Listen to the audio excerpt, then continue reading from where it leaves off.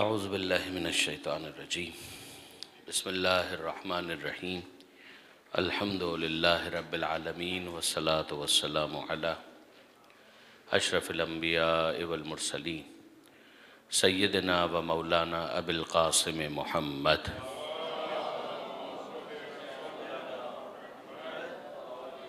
و اہل بیتہ الطیبین الطاہرین المعصومین المظلومین المنتجبین المنتخبین المیامین لا سیما علی الامام المنتظر والحجة الثانی عشر الذین اذهب اللہ عنہم الرجس وطہرہم تطہیرا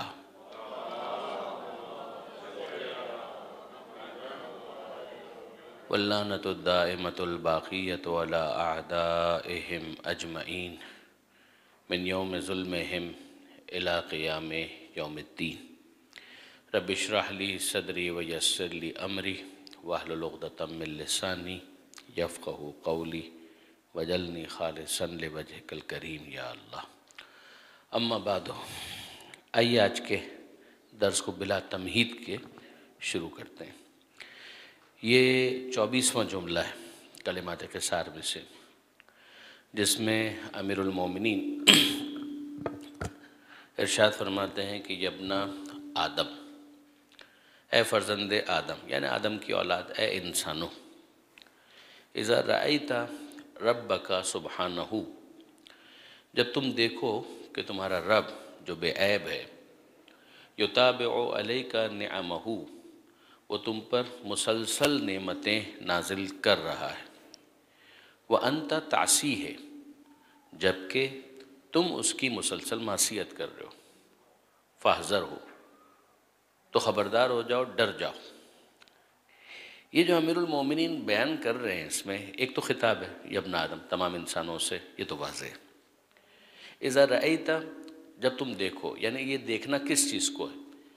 انسان اپنا ایک سیلف اسیسمنٹ جو کرتا ہے، خود احتسابی، ایک سیلف اکاؤنٹیبلٹی، اس کے حوالے سے امیر المومنین متوجہ کر رہے ہیں کہ some thing which is in likely, ایک ایسی چیز ہو رہی ہے کہ جو بظاہر ہونی نہیں چاہیے، تو پھر یہ کیوں ہو رہی ہے؟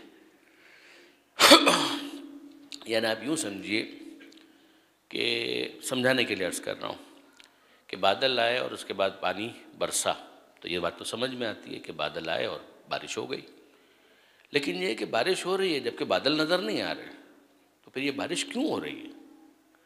یہ کس وجہ سے بارش ہو رہی ہے؟ یعنی اور دوسری مثال میں آپ کی خدمت میں عرض کروں کہ سردی کا موسم ہے تو آپ نے سویٹر پہنے ہوئے ہیں، بات سمجھ میں آتی ہے۔ گرمی کے موسم میں آپ سویٹر کیوں پہنیں گے؟ تو کچھ ان دونوں کے درمیان کوریلیشن ڈیولپ نہیں ہو پا رہا۔ ایسا کیوں ہو سکتا ہے کہ جبکہ ہونا نہیں چاہیے؟ تو کوئی تو ریزن ہے کہ جس کی وجہ سے یہ چیز ہو رہی ہے، وہ کیا ہے؟ اس بات کی طرف امیر المومنین یہاں پر متوجہ کر رہے ہیں۔ اب واپس سے ذرا اس کو دیکھیے گا۔ اے فرزند آدم، یعنی آدم کی اولاد، اے انسان، اذا رأیتا، جب تم یہ دیکھو، ربک، اپنے پالنے والے کو، سبحانہ، جو کہ بے عیب ہے۔ یعنی یہ بھی آپ دیکھیے، کبھی ہوتا ہے کہ خدا کی کوئی صفت ویسے ہی اس کے جلال، جمال، کمال کسی چیز کو بیان کرنے کے لیے بیان کر دی جائے۔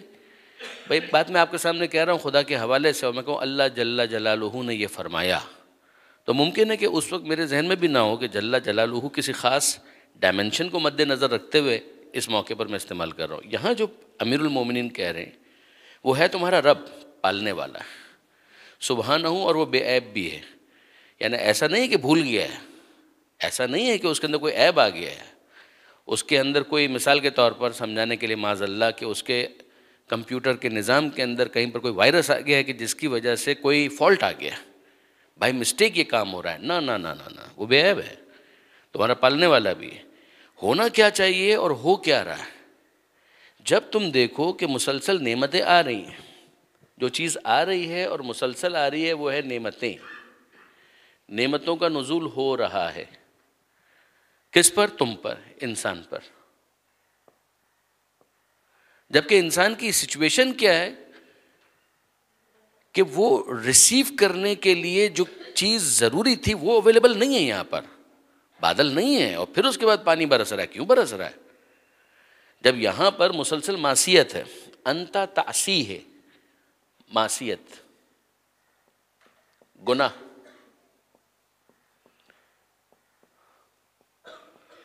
اب اس کے بعد کیس یہ بنتا ہے جناب علی کہ پالیسی کے خلاف ہو گیا. پالیسی کیا تھی جس کو ہم لوگ پہلے بھی پڑھ چکے ہیں کہ لئن شکرتم لازیدنکم، اگر تم اللہ کی نعمتوں کا شکر ادا کرو گے تو وہ نعمتوں میں اضافہ کرے گا. تو پالیسی تو یہ تھی کہ یہاں پر شکر ہوتا تو یہ شکر بادل بن کر اوپر جاتا اور مزید نعمتوں کی بارش کو نازل کرواتا. بٹ یہ تو ایگزسٹ نہیں کر رہا ہے، اس لیے کہ شکر کا جو عملی پہلو تھا اس میں گناہ تو نہیں ہے. عملی شکر تھا ہی یہ، اگر آپ کو یاد ہو کہ شکر کا عملی اسپیکٹ یہ تھا، دل میں احساس کہ نعمت اس کی طرف سے، زبان سے اظہار کہ شکرن للہ، عملی طور پر اس نعمت کو وہاں استعمال کرنا کہ جہاں خدا استعمال ہوتے ہوئے دیکھنا چاہتا تھا. یہ شکر کا پورا پیکیج ہے. اب اگر یہ شکر یہاں پر ہو اور پھر نعمتیں نازل ہو تو بات معقول ہے، سمجھ میں آتی ہے. یہاں پر شکر مسنگ ہے، یہ ویریبل مس ہے، اور اس ویریبل کے مس ہونے کے باوجود یہاں پر الٹا مائنس میں ایک چیز موجود ہے. شکر مائنس ہو گیا نہیں ہے، شکر کا جو بالکل اپوزٹ وہ یہاں پر موجود ہے کہ معصیت ہے، گناہ. اور پھر اس کے بعد ہم دیکھ یہ رہے ہیں کہ بجائے خدا کی طرف سے عذاب نازل ہو کیا رہا ہے؟ نعمتیں نازل ہو رہی ہے. تو یہ اس پالیسی کے اگینسٹ ہو گیا. یہ امیر المومنین یہاں پر کہہ رہے ہیں کہ اے فرزند آدم، جب تم دیکھو کہ تمہارا رب جو پالنے والا ہے سبحانہ ہو، اور وہ بے عیب بھی ہے، رب بھی ہے، پالنے والا بھی ہے، اور وہ بے عیب بھی ہے. تو پالنے کے لیے صرف اور صرف جسم کو نہیں پالتا ہے، وہ تمہاری عقل کو بھی رشد دیتا ہے، تمہاری روح، تمہارے نفس کو بھی پروان چڑھاتا ہے. اب اس کے لیے تو ضروری یہ تھا کہ وہ اپنی اس پالیسی پر عمل کرتا. وہ کیا تھی کہ نعمتوں کو دے اور نعمتوں کے دینے کے بعد تم سے شکر کا مطالبہ کرے، تم شکر کرو، مزید نعمتیں آئیں، تم اس کو بھی شکر ادا کرو، مزید نعمتیں یہ چلتا رہے. لیکن یہاں پر ہوا یہ کہ نعمتیں آئیں، تم نے شکر ادا نہیں کیا، اور پھر اس کے بعد بجائے اس کے کہ خدا کی طرف سے عذاب نازل ہو یہ رہا ہے کہ یہاں پر نعمتوں میں اور اضافہ ہو رہا ہے. تو یہ کیا ہے؟ یہ کیا چیز ہے؟ اس کانسیپٹ کو کہتے ہیں استدراج. یہ قرآن مجید نے اس پہ گفتگو کی ہے. استدراج ایک اور لفظ بھی ہے اور وہ ہے املا. یہ ڈکٹیشن والا املا نہیں جو عام طور پر ہم لوگ اسکول کے اندر پڑھا، اچھا یہاں پہ تار نہیں، ہم لوگ اسکول کے اندر پڑھا کرتے تھے املا کیجیے، وہ والا املا نہیں. وہ بھی عربی میں استعمال ہوتا ہے، یعنی جیسے امالی بعض کتابیں ہیں، امالی شیخ صدوق، اس کا مطلب یہ ہے کہ جو انہوں نے ڈکٹیٹ کروایا، یعنی جو ان کی مجلس کے اندر باتیں ہو رہی تھیں وہ لکھ لی گئیں، بعد میں کتاب بن گئی، تو اس کو امالی کہا جاتا ہے. لیکن یہ جو املا ہے اس کا مطلب ہے مہلت دینا. مہلت ایک مہلت ہے کہ جو ہر ایک کو دی ہوئی ہے خدا نے، ویسے ہی جو بھی اس دنیا کے اندر ہے تو وہ مہلت کے ساتھ ہی ہے، جس پر ہماری بات بھی ہوئی تھی تقدیر کی بحث میں. تزل الامور للمقادر حتی یکون الحتف فی التدبیر، اگر آپ کو یاد ہو تو اس پر ہماری بات ہوئی تھی، وہ 60-80 والی جو میں نے ایک مثال آپ کے سامنے بیان کی تھی. ایک وہ چیز ہے کہ جس کو خاص طور پر ایک نیگیٹو معنی کے اندر مہلت کے حوالے سے ڈسکس کیا جاتا ہے. خود مہلت کا لفظ بھی عربی میں استعمال ہوتا ہے. پروردگار عالم قرآن مجید کے اندر کہتا ہے مہل الکافرین امہلہم رویدا. مہل یہ اسی مہلت سے نکلا ہے. مہل دے دیجئے مہلت، الکافرین کافروں کو، امہلہم دے دیجئے مہلت، رویدا تھوڑی سی دے دیجئے. یعنی آپ اس پہ دل گرفتہ نہ ہو کہ اگر مثال کے طور پر فوراً گرفت نہیں ہو رہی ہے، فوراً ان کو پکڑا نہیں جا رہا، آپ دل گرفتہ نہ ہو، دے دیں مہلت. مہل الکافرین امہلہم رویدا، 2 مرتبہ مہلت کا لفظ آیا، مہل امہل. یہاں پر املا وہ ایسی ہی مہلت ہے. لطف کی بات یہ ہے کہ اگر آپ دیکھیں گے نا تو جناب خاتون ثانیہ زہرا سلام اللہ علیہ،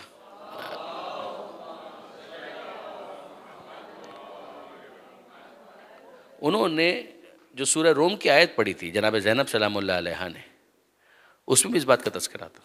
ثم کان عاقبۃ الذین اساءوا السوء ان کذبوا بآیات اللہ. پھر اس کے بعد انجام ان کا بہت برا ہوا.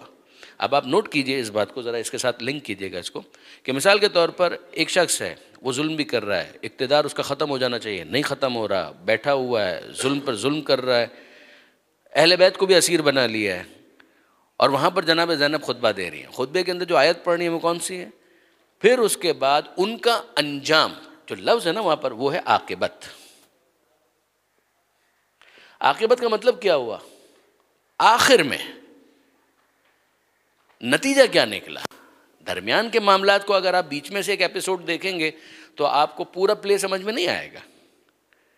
اگر آپ پہلا ایپیسوڈ دیکھ رہے ہیں یا آپ درمیان میں سے کوئی ایپیسوڈ دیکھ رہے ہیں تو سیدھی سی بات ہے کہ آپ کو اس کا پورا اندازہ نہیں ہو سکتا. یہ تو پھر اینڈ کے اندر معاملہ آئے گا، جب یہ ساری مہلتیں ختم ہو جائیں، یہ سارا استدراج کمپلیٹ ہو جائے، پھر اس کے بعد now what actually happened in the and, how it concluded. مسئلہ یہ ہے کہ اس وقت ہم سب درمیان میں، ہم سب اس وقت مڈل میں. تو مڈل آف دا روڈ کے اندر آپ کیسے اس بات کو جج کریں گے کہ وہاں پر اینڈ پر کیا موجود ہے؟ جو بتانے والا ہے وہ بتا رہا ہے، مگر وہ جو آپ کو بتا رہا ہے وہ نظر اس وقت آئے گا جب وہاں پر آپ پہنچیں گے. اس سے پہلے یہ ایمان کے معاملات آ گئے، ایسے کبھی دیکھا تو نہیں ہے. یہ وہ چیز ہے کہ جس کو جناب زینب کہتی ہے پھر انجام ان لوگوں کا کہ جنہوں نے برا کیا تھا برا ہی ہوا انجام. اور انہوں نے برا کیا کیا تھا؟ انہوں نے نشانیوں کو جھٹلایا تھا. خدا کی نشانیاں تھیں، ان نشانیوں سے بجائے اس کے کہ وہ لیسن لیتے، انہوں نے اس کو جھٹلایا اور وہ اس کا مذاق اڑاتے رہے. اب اس کے بعد ذرا سا اس کے ساتھ ملائیے گا. پروردگار عالم فرماتا ہے املی لہم، املی لہم. یہ املی اسی املا سے ہے، میں ان کو مہلت دیتا ہوں. ان قیدی متین، پھر میرے جو پکڑنا ہے وہ بہت متین ہے. پھر میرا جو پکڑنا ہے، ان بطش ربک لشدید، تمہارے رب کی جو پکڑ ہے پھر وہ بہت شدید ہے. مگر پالیسی کو سمجھو. اگر تم یہ سمجھ رہے ہو کہ یہی ایک پالیسی ہے، نہ، یہ ایک پالیسی ضرور ہے کہ نعمتوں میں اضافہ ہوگا اگر شکر نعمت ہو، لیکن یہ کہ اس کے علاوہ کوئی اور ایسا کیس ہو سکتا ہے؟ جی ہاں، املا کے اندر بھی ایسا ہوگا اور وہ املا جڑ جائے گا اس استدراج کے ساتھ. اب اس استدراج کو سمجھیے گا. استدراج کے اندر یہ درجہ جو ہے نا، اس کو کہتے ہیں سٹیپ، درجہ بدرجہ، درجہ بدرجہ، گریجولی، اسٹیپ بائی اسٹیپ، پکڑ لینا. درجہ بدرجہ کیا؟ درجہ بدرجہ ترقی یا درجہ بدرجہ تنزلی؟ سنستدرجہم من حیث لا یعلمون، ہم عنقریب ان کو اس طرح سے پکڑ لیں گے درجہ بدرجہ، ان کو پتہ بھی نہیں چلے گا کہ ان کے ساتھ ہوا کیا ہے. یہ بہت بڑی دھمکی ہے، انصاف کی بات. یہ بہت بڑی وارننگ ہے، تنبیہ، دھمکی، وارننگ، جو آپ کہیں اس کو، مگر بہت بڑی وارننگ ہے جو قرآن مجید کے اندر ہے. اگر اس کو آپ پڑھنا چاہیں مزید، سورہ نون والقلم،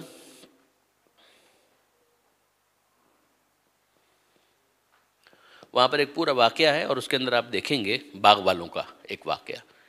سورہ نون والقلم، اس کو آپ اسائنمنٹ سمجھ لیجئے، بہت ایزی ہے، آپ اس کو جا کر دیکھیے گا، مگر یہ آپ کو ہوم ورک ہے. اس کو وہاں پر دیکھیے گا اور وہاں پر یہ آیت بھی آپ کو ملے گی. سورہ نون والقلم بہت ایزی ہے، 29ویں پارے کی سٹارٹ میں، سورہ ملک کے فوراً بعد، سیکنڈ سورہ 29ویں پارے کا سورہ نون والقلم ہے.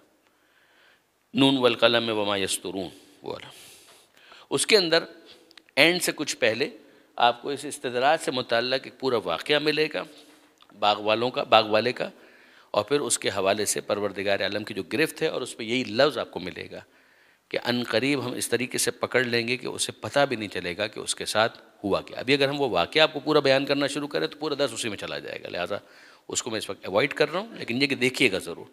تو یہ یاد رکھیے گا کہ ایک دوسری چیز ہے کہ پروردگار عالم کی طرف سے بہت بڑی نعمت ہے کہ اگر خدا نہ کرے ایک انسان گناہ کر بھی لے تو اس گناہ کے کرنے کے موقع پر اس کو تھوڑی سی تنبیہ مل جائے، اس کو تھوڑا سا کوئی ڈوز مل جائے، اور اس ڈوز کے ذریعے سے وہ متوجہ ہو جائے کہ I am doing some thing wrong, اور وہ آ جائے راہ راست پر.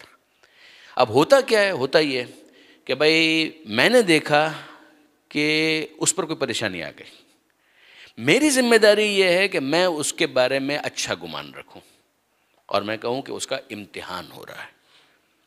میری ذمہ داری یہ ہے کہ میں یہ سمجھوں کہ اس کا امتحان ہو رہا ہے. جب مجھے اس کے بارے میں کوئی ڈیٹیلز نہیں معلوم ہے تو میری ذمہ داری یہ ہے کہ میں اس کے بارے میں سمجھوں اس کا کوئی امتحان ہو رہا ہے. اس نے کوئی گناہ نہیں کیا ہے، کوئی امتحان ہے اس کا.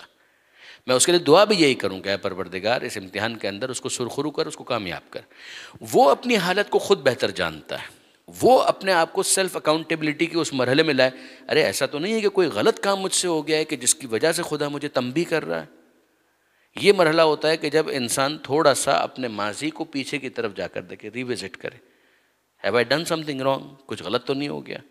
اگر کچھ ایسی چیز یاد آ جائے تو فوراً اس کی توبہ بھی کرے، صدقہ بھی دے، خدا سے معذرت بھی کرے، معافی بھی مانگے، خدا نہ کرے کسی اور کا حق کوئی پامال ہوا تھا تو اس سے معافی مانگے، اس چیز کو سیٹل کرنے کی کوشش کرے۔ یہ اس کی ذمہ داری ہے، دوسرے کی ذمہ داری کچھ اور ہے۔ پرابلم ساری یہ ہوتی ہے کہ جو دوسرا ہوتا ہے وہ سوچتا ہے کہ جو اس کو سوچنا چاہیے، اور وہ سوچتا ہے جو دوسرے کو سوچنا چاہیے۔ خدا نہ کرے آپ کے اوپر کوئی پرابلم آ گئی ہے تو میں یہ سوچ رہا ہوں کہ یقیناً اس نے کچھ ایسا کیا ہوگا کہ جس کی وجہ سے خدا نے اس پر یہ مشکل نازل کی۔ اس کو پوچھو تو وہ کہتا ہے اللہ میرا امتحان لے رہا ہے۔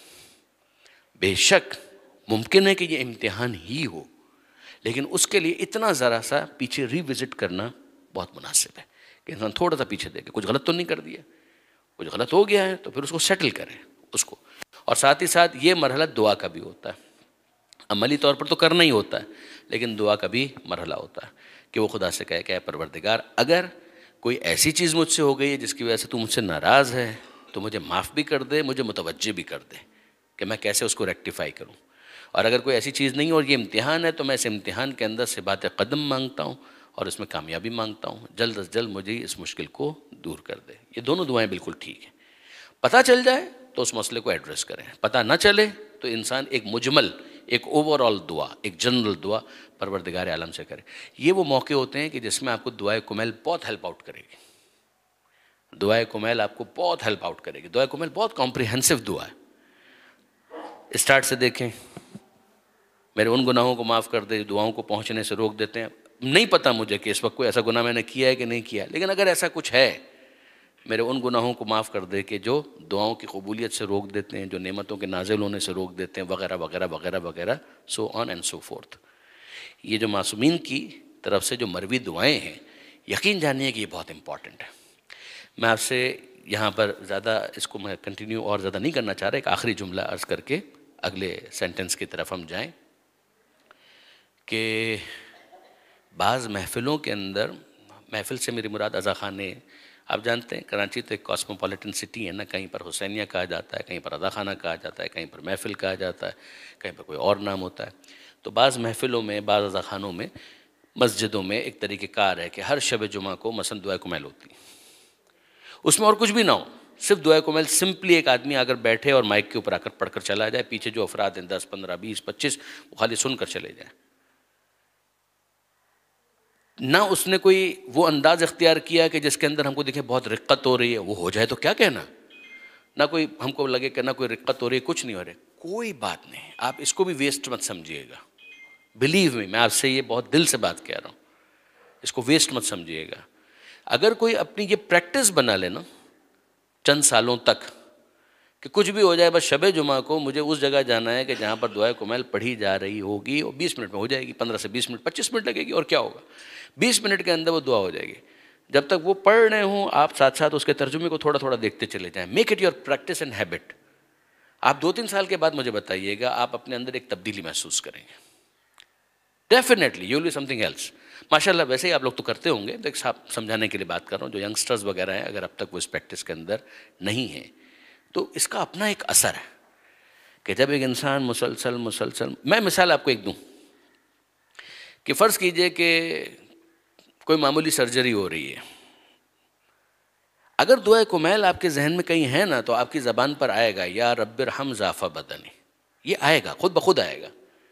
جیسے کہ اب آپ کا اخلاق وہ بن چکا ہے پڑھنے کا، اب آپ کی ایک ہیبٹ بن چکی ہے اس کو پڑھنے کی، آپ ان الفاظ سے مانوس ہو چکے ہیں۔ جب الفاظ سے انسان مانوس ہو جاتا ہے نا، وہ اس کو اون کر لیتا ہے، وہ کہیں بیک آف دا مائنڈ کے اندر لاشعوری طور پر اس طرح سے پرزرو اور محفوظ ہو جاتے ہیں کہ صحیح وقت پر وہ جملہ ریکال ہوتا ہے، اور وہی صحیح وقت ہوتا ہے اس کو بولنے کا۔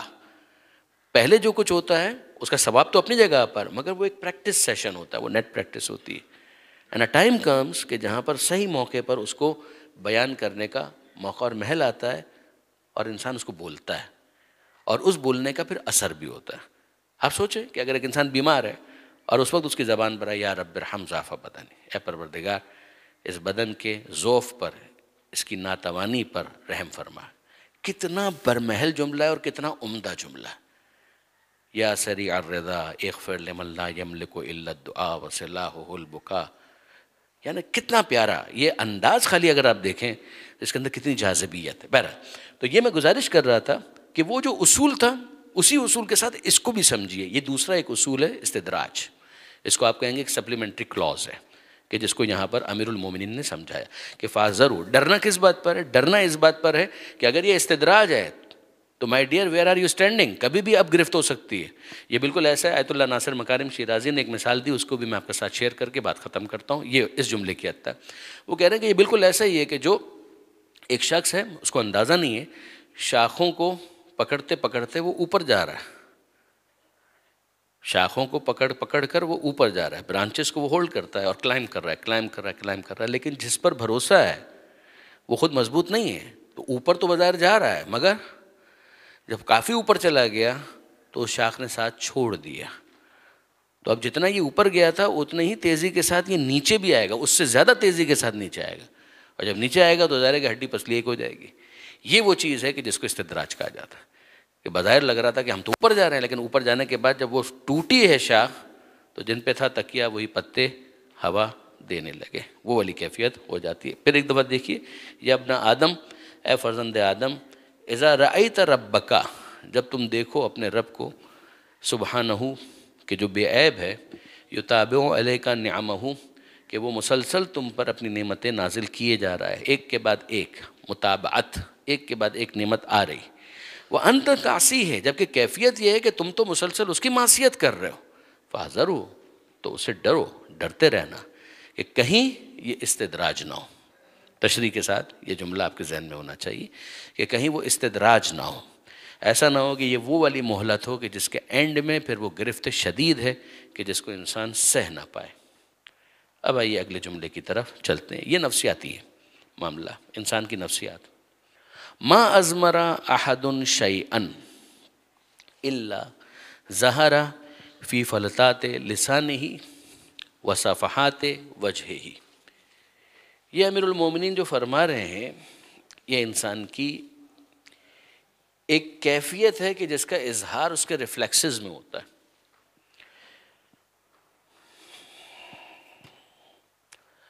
ما ازمرہ، ازمرہ کا مطلب ہے چھپانا، جس طرح سے پروناؤنز ہوتے ہیں اس کو بھی ضمیر کہا جاتا ہے، اس لیے کہ اس کے اندر ہی کے اندر کوئی ہے کہ جس کو پوشیدہ رکھا گیا ہے، جس سے کوئی مراد ہے۔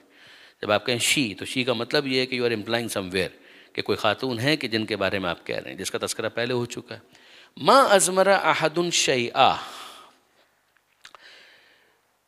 جس کسی نے بھی کوئی بات دل میں چھپا کر رکھنا چاہی تو ایسا ہو نہیں پائے گا کہ وہ پورا چھپا سکے، یعنی اٹ از ویری ڈیفیکلٹ، الا ظہر فی فلتات لسانہ، مگر یہ کہ وہ ظاہر ہو جاتی ہے اس کی زبان کے الفاظ سے یا چہرے کے آثار سے، نقوش سے، جو اس کے چہرے کے ایکسپریشنز ہیں اس سے۔ امیر المومنین فرماتے ہیں کہ ظاہر ہے کہ ایک انسان ہے، بہت کچھ وہ چھپا کر رکھتا ہے، ایسا نہیں ہے کہ ہر چیز کو آپ ظاہر کر دیں گے، تو کچھ چیزیں ہوتی ہیں جو ماضی کی ہوتی ہیں ان کو آپ چھپا سکتے ہیں، لیکن یہ کہ کئی مرتبہ ایسا ہوتا ہے کہ انسان کسی خاص امپریشن کے اندر ہوتا ہے اور اس کے لیے اس کا مخفی رکھنا، اس کو کنسیلڈ رکھنا، اس کو obscure کرنا اتنا آسان نہیں ہوتا، بڑی مشکل سے وہ اپنے آپ کو ضبط کر رہا ہوتا ہے، مگر جب وہ ضبط کر رہا ہوتا ہے تو اس موقع پر یا اس کا چہرہ بتا دے گا کہ اس کے اندر کی کیا کیفیت ہے، یا اس کے زبان سے ادا ہونے والے الفاظ کہیں نہ کہیں اس کی عکاسی کر دیتے ہیں کہ اس کے دل میں اس وقت کیا چل رہا ہے۔ اچھا کچھ چیزیں تو بڑی طبیعی ہیں، مثال کے طور پر ایک ریئیکشن ہے نا، ریئیکشن تو ریئیکشن ہے، مثال کے طور پر فرض کیجئے خدا نہ کرے اب یہاں پر اس دن یہ بورڈ گر گیا، ایک ریئیکشن، کیا ریئیکشن ہے؟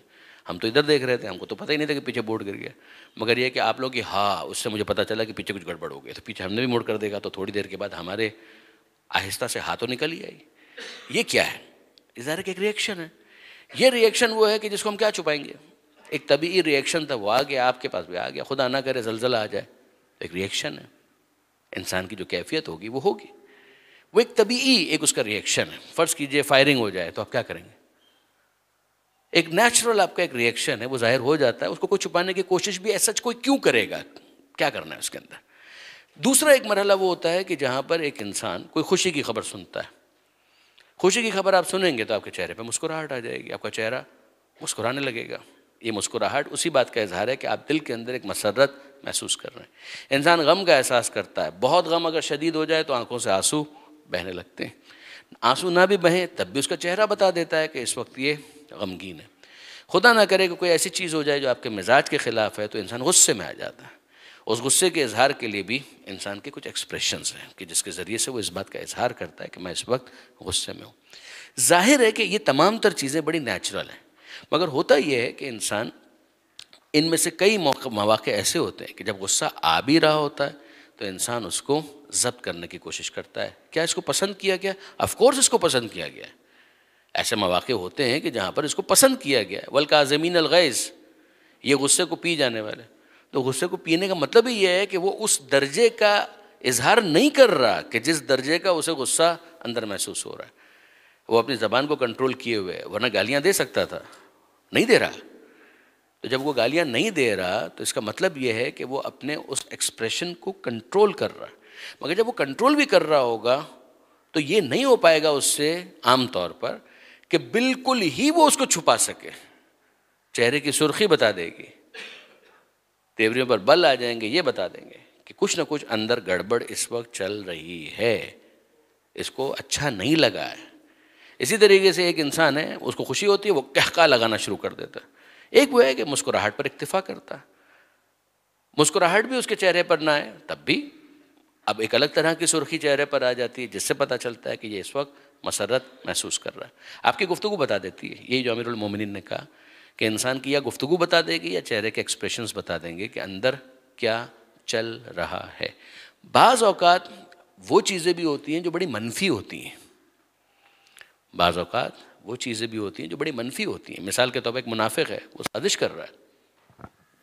اب اس کی جو کانسپریسی، یہ قرآن نے ڈسکس کیا ہے اس کو سورہ توبہ وغیرہ کے اندر. اگر آپ دیکھیں گے سورہ براءت میں تو پروردگار عالم نے بیان کیا کہ اگر ٹھیک ہے تم کو معلوم نہیں بھی ہے تب بھی ان کا بولنے کا انداز تم کو بتا دے گا کہ وہاں پر کیا چل رہا ہے. تو یہ وہ چیزیں ہوتی ہیں کہ جب ایک انسان بڑا کوشش ہوتا ہے کہ اس کی گفتگو بتا رہی ہے. اس کا تعلق پھر حکمت کے ساتھ بھی ہے. ایک ہے کہ انسان شکی ہو جائے اور ہر ایک پر شک ہی کرتا رہے، یہ اس طرح سے بول رہا ہے، کچھ چل رہا ہوگا، کچھ چل رہا ہوگا، یہ بھی اچھا نہیں ہے. اس کے لیے کہا گیا حسن ظن، حسن ظن رکھو دوسروں کے بارے میں، اچھا گمان رکھو، بی پازیٹیو اباؤٹ ادرس. بالکل ٹھیک ہے. ایک یہ ہے انسان اپنے اس شک کو دور کرنے کے لیے حسن ظن کا مظاہرہ کرے. ایک ہے اس کی حکمت. حکمت سیدھی سی بات ہے، بیٹی کا رشتہ آیا ہے، آپ کو بہت کچھ دیکھنا پڑے گا. گفتگو کس انداز سے ہو رہی ہے، بات چیت کس طریقے سے ہو رہی ہے، زمین آسمان کے معاملات ہو سکتے ہیں. A person has to be very cautious. لیکن یہ ہے کہ اس کوشش ہونے کے چکر میں اتنا بھی نہ ہو جائے کہ بالکل شکی ہو جائے. ایک بیلنس. پھر کچھ معاملات ہوتے ہیں کہ جہاں پر آپ ملت اور قوم کے اور ملک کے معاملات کو دیکھ رہے ہوتے ہیں، وہاں پر آپ کو برا گمان رکھنا پڑے گا. ایسا نہیں ہو سکتا کہ جو کام آپ اپنے پرسنل لیول کے اوپر کرتے ہیں وہ قوم کے لیول کے اوپر اگر کام کرنا جائیں تو اس موقع پر بھی انسان کا وہی انداز ہو. تو اس وقت تو بہت زیادہ باڈی لینگویج کاؤنٹ کرتی ہے کہ وہ اس کا اٹھنے کا انداز، بیٹھنے کا انداز، گفتگو کرنے کا انداز، ڈسکشن کرنے کا انداز. وہ بول رہا ہے تو بٹوین دا لائنز دھمکی دے رہا ہے، کیا کر رہا ہے؟ کیونکہ ایک چیز ہے نا کہ جس کو آپ کہتے ہیں کہ بات ٹھیک ہے لائن میں تو یہ لکھا ہوا ہے، بٹوین دا لائنز کیا ہے؟ سطر میں تو یہ مستور ہے مگر بین السطور کیا ہے؟ وہ بین السطور جو ہے وہ ظاہر ہوتا ہے. A person should be smart enough to pick that message between the lines. یہ وہ چیز ہے کہ جس کو یہاں پر امیر المومنین بتا رہے ہیں. تم نیگوشیٹ کر رہے ہو، تم ڈسکس کر رہے ہو کسی کے ساتھ، تو تم کو نیگوسیشنز کے موقع پر کوشش ہونا ہے. یہ موقع ایسا نہیں ہے کہ جہاں پر ایک انسان صرف حسن ظن کا حوالہ دے اور آگے بڑھ جائے. اس لیے یاد رکھیے گا، یعنی یہ خاص طور پر ینگسٹرز کے لیے میں کہہ رہا ہوں کہ نیگوسیشنز خود ایک بہت بڑا آرٹ ہے. کاش کہ ہمارے یہاں اس کے اوپر کورسز ہوں. اس کے اپنے ماہرین ہوتے ہیں، بعض یونیورسٹیز کے اندر اس حوالے سے کریش کورسز بھی ہوتے ہیں، یہاں کا مجھے نہیں پتہ لیکن بعض جگہوں پر ہوتے ہیں. تو یہ خود اپنی جگہ پر بہت امپورٹنٹ ہے کہ کیسے سامنے والے کے بارے میں وہ اینٹیسپیٹ کرے. پھر میں یاد دلا رہا ہوں کہ کچھ ہے جو پرسنل لیول کے اوپر ہے، میری ذاتی معاملات ہیں، دکانداری ہے، کاروبار ہے، معاشرہ ہے، رشتہ دار ہیں، اس میں اتنا زیادہ اس کو اگر آپ کریں گے تو پریشان ہو جائیں گے، پھر تو آپ اپنے معاملات چلا ہی نہیں پائیں گے. اس میں تو زیادہ تر اس کی ضرورت ہوتی ہے، حسن ظن. لیکن جب آپ کے معاملات بین الاقوامی نوعیت کے ہیں، قوم کے ہیں، ملت کے ہیں، اس میں اس چیز کا بہت بڑا رول ہے، بہت بڑا رول ہے کہ سامنے والا کس طرح سے دیکھ رہا تھا، کس طرح سے بول رہا تھا، کیا بول رہا تھا، کیا چھپا رہا تھا، کتنا بول رہا تھا، کتنا چھپا رہا تھا.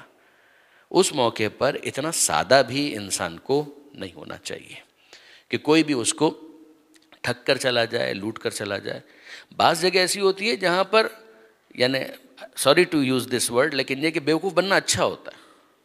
معذرت چاہتا ہوں لیکن سمجھیے گا، رشتہ داری کے معاملات میں بیوقوف بننا اچھا ہوتا ہے. ٹھیک ہے یار، وہ سیٹل ہو گیا نا معاملہ، کافی ہے، ٹھیک ہے، فائن، اوکے، کوئی بات نہیں. وہ مجھے بیوقوف سمجھ رہا، چل سمجھتا رہا ہے، کوئی بات نہیں، کوئی مسئلہ. ایک فقیر تھا، وہ آیا اور آ کر اس نے بھیک مانگی، آپ نے دے دیا. مثلا وہ فقیر واقعاً فقیر اس درجے کا نہیں تھا، تو باہر جا کر وہ اپنے دوسرے فقراء کہتے تھے وہ کیسا بیوقوف بنایا. وہ بیوقوف ہی بنایا نا، تو کیا کھانا ہی کھایا نا، اور کیا کیا اس نے. ہاں لیکن اگر ہم مثال کے طور پر اس کو کیش دے کر ڈرگس کے اوپر لگا رہے ہیں، ڈیفینیٹلی یہ تو غلط ہو جائے گا. لیکن آپ نے دیا ایک روٹی ہے، تو روٹی وہ کیا کرے گا، کھا لے گا یا کھلا دے گا. ٹھیک. مجھے بہت اچھا ایک جملہ ہمارے یہ جو ماہ رمضان کی جو نشریات ہوتی ہے ARY کی، اس میں بہت پیارا ایک جملہ آیا تھا مفتی عامر صاحب نے. وہ ہمارے اہل سنت کے دوست ہیں، بہت اچھے، خوش عقیدہ. تو وہ جنید جمشید صاحب کو کوٹ کر رہے تھے، ان سے ظاہر ہماری تو ملاقات ہی نہیں ہوئی، اس سے پہلے ان کا انتقال ہو گیا تھا. ایک بہت پیارا جملہ انہوں نے کہا تھا. وہ جملہ کیا تھا؟ انہوں نے کہا کہ جناب ایک فقیر آیا اور اس نے کچھ مانگا اور دیا، تو دوسرے نے کہا وہ اہل نہیں تھا. ان سے کہا کہ یہ اہل نہیں تھا. تو انہوں نے ان سے کہا کہ جو خدا ہم کو دے رہا ہے ہم اہل ہیں. بہت خوبصورت جملہ. تو بعض اوقات ہوتا ہے بیوقوف بن جانا اچھا ہوتا ہے، کوئی مشکل نہیں ہے. کیا ہوگا، کھا ہی لے گا نا، اور کیا کر لے گا.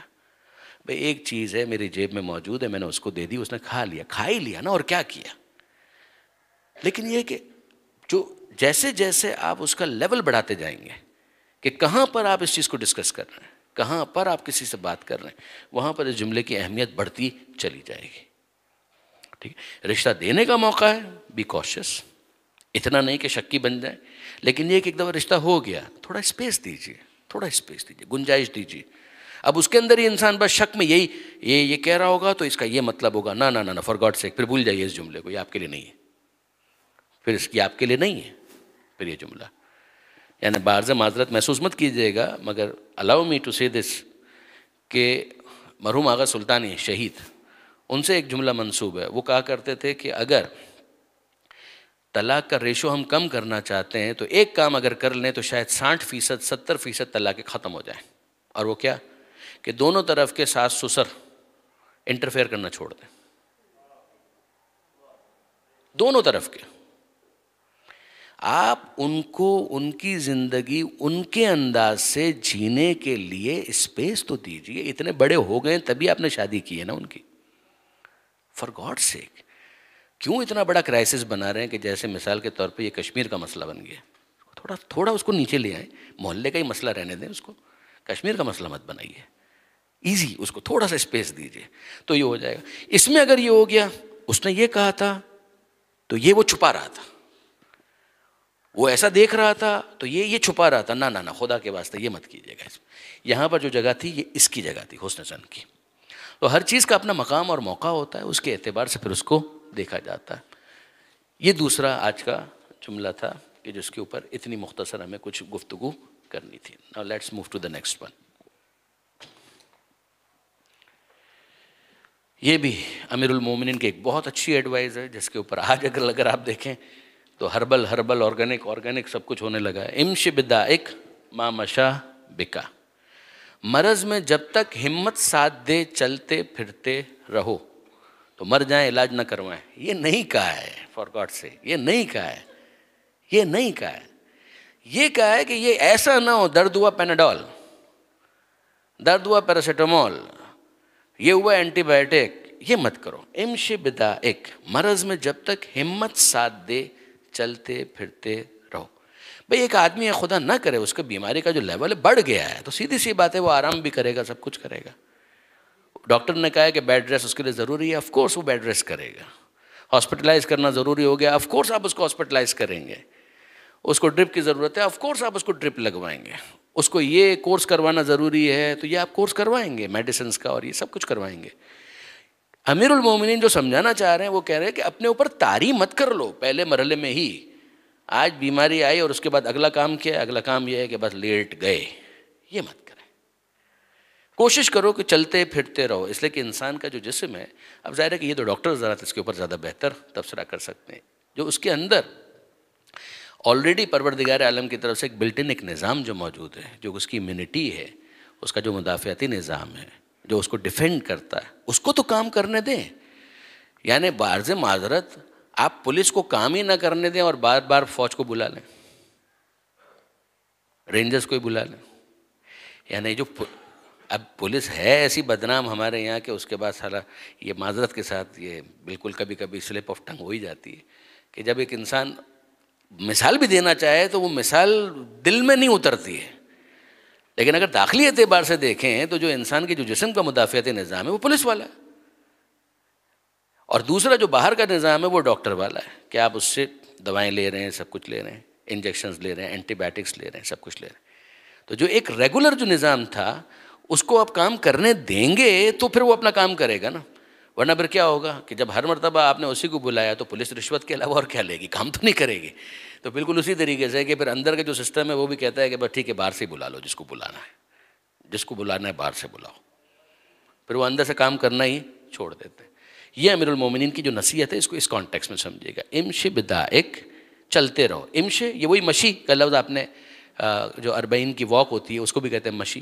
امشی چلتے رہو، بدائک اپنی بیماری کے ساتھ، ماں بشا بکا جب تک وہ تمہیں چلنے دے تب تک تم چل پھر سکو تو چلتے رہو. یعنی اپنے آپ کو بستر سے مت لگا دو، جو تمہارا روٹین کا آرام تھا اسی پر اکتفا کرو.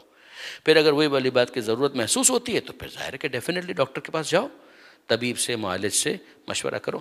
پھر اس کے بعد مجھے یاد ایک بہت اچھا جملہ کسی نے کہا تھا کہ جملہ بہت اچھا تھا واقعاً، کہ اگر دواؤں اور کھانے کے حوالے سے انہوں نے کہا تھا، اعتدال کے حوالے سے، اس کے پروپورشن کے حوالے سے، کھانے کو دواؤں کی طرح سے کھاؤ ورنہ دواؤں کو کھانے کی طرح سے کھانا پڑ جائے گا. یعنی غذا کا استعمال دواؤں کی طرح سے کرو ورنہ دوا کا استعمال غذا کی طرح سے کرنا پڑ جائے گا. ریکارڈ تو ہوا ہے. عرض کرتا ہوں، غذا کو دوا کی طرح سے استعمال کرو ورنہ دواؤں کو غذا کی طرح استعمال کرنا پڑ جائے گا. یعنی اگر ایک انسان ڈائٹ کے حوالے سے ہی کوشش ہو جائے اس وقت تو پھر بعد میں اس کو دواؤں کو مٹھی بھر کے نہیں کھانا پڑے گا کہ یہ کس لیے، یہ اس کے لیے، یہ کس لیے، یہ اس کے لیے، یہ ایک بلڈ پریشر کے لیے، ایک شوگر کے لیے، یہ اس کے لیے، یہ اس کے لیے، اس کے لیے، اس کے لیے، اس کے لیے. تو پہلے ہی اگر انسان غذا کے حوالے سے کچھ احتیاط کر لے تو پھر بعد میں ان دواؤں کا اتنا زیادہ استعمال نہ کرنا پڑے. بعض ہم ٹین ایجرز کو دیکھتے ہیں، بعض معذرت ٹین ایجرز کو ہم دیکھتے ہیں، بہت ایک تیزی کے ساتھ ایک سولوشن ہے کہ آج زیادہ کچھ پڑھائی کر لی، سر میں درد ہو رہا ہے، 2 پیناڈول کھا لو. ہفتے میں کتنی دفعہ یہ ہوتا ہے کہ ہفتے میں 7 دن ہوتے ہیں تو 4-5 دفعہ تو یہ ہو ہی جاتا ہے. فار گاڈ سیک اگر یہی کرنا ہے، اب یہ ڈاکٹرز بتائیں گے کہ پھر اس کے کیا سائیڈ ایفیکٹس ہو سکتے ہیں.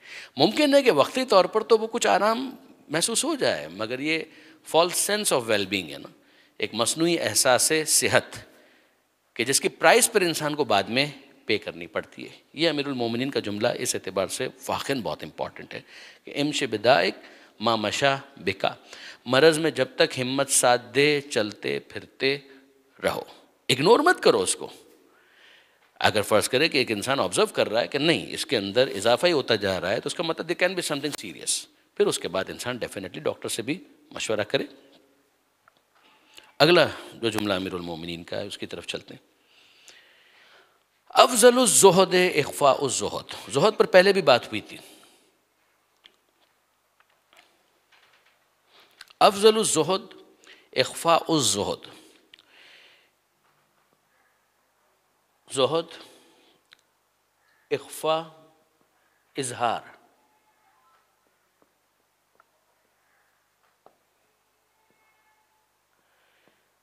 زہد کا مطلب آسان الفاظ میں دنیا سے بے رغبتی. بھئی اب رہ رہے ہیں دنیا کے اندر تو ظاہر ہے کہ رہیں گے، بھوک لگے گی تو کھانا بھی کھائیں گے، پیاس لگے گی تو پانی بھی پئیں گے، انسان کو لباس بھی چاہیے، انسان کو مکان بھی چاہیے، اگر ایک جگہ سے دوسری جگہ جانا ہے تو سواری بھی چاہیے، یہ ساری چیزیں چاہیے. ان ساری چیزوں کا انسان سروائیول کے لیے بھی محتاج ہے، کچھ زندگی کو بہتر بنانے کے لیے محتاج ہے. اسلام اس کا منع نہیں کرتا. جو بے رغبتی یا زہد ہے اس کا تعلق انسان کے دل کے ساتھ، اس کے باطن کے ساتھ. ابھی اتفاق سے جب میں انٹر ہو رہا تھا تو میں نے وہاں کاؤنٹر پہ علامہ ذیشان حیدر جوادی صاحب کی کتاب دیکھی، نقوش عصمت، سیرت معصومین کے اوپر. ایک بہت اچھی کتاب ہے، خاص طور پہ to begin with university going students کے لیے، کالج گوئنگ کے لیے بہت اچھی کتاب ہے. عام طور پہ میری پہلی ریکمنڈیشن سیرت کے حوالے سے یہی کتاب ہوتی ہے. ون آف دا ریزنس کہ خود میں نے اپنے ٹین ایج کے اندر اس کتاب سے بہت فائدہ اٹھایا، یعنی اس کتاب سے بھی ہماری دوستی بہت پرانی ہے. اس میں مولا کا جو چیپٹر ہے اس کو اگر آپ دیکھیں گے تو وہاں پر ذیشان صاحب نے ایک چیز کو انفر کیا کہ زہد کا کیا مطلب. وہ فرماتے ہیں زہد کا یہ مطلب نہیں ہے، بہت توجہ کیجیے گا اس جملے پر، کہ مولا کی جو زندگی سے انہوں نے انفر کیا کہ زہد کا یہ مطلب نہیں ہے کہ تم کسی چیز کے مالک نہ بنو. زہد کا یہ مطلب ہے کہ کوئی چیز تمہاری مالک نہ بنے. ونڈرفل، بہت ہی خوبصورت جملہ. زہد کا یہ مطلب نہیں ہے کہ تم مالک نہ بنو. رانگ. کوئی چیز تمہاری مالک نہ بنے.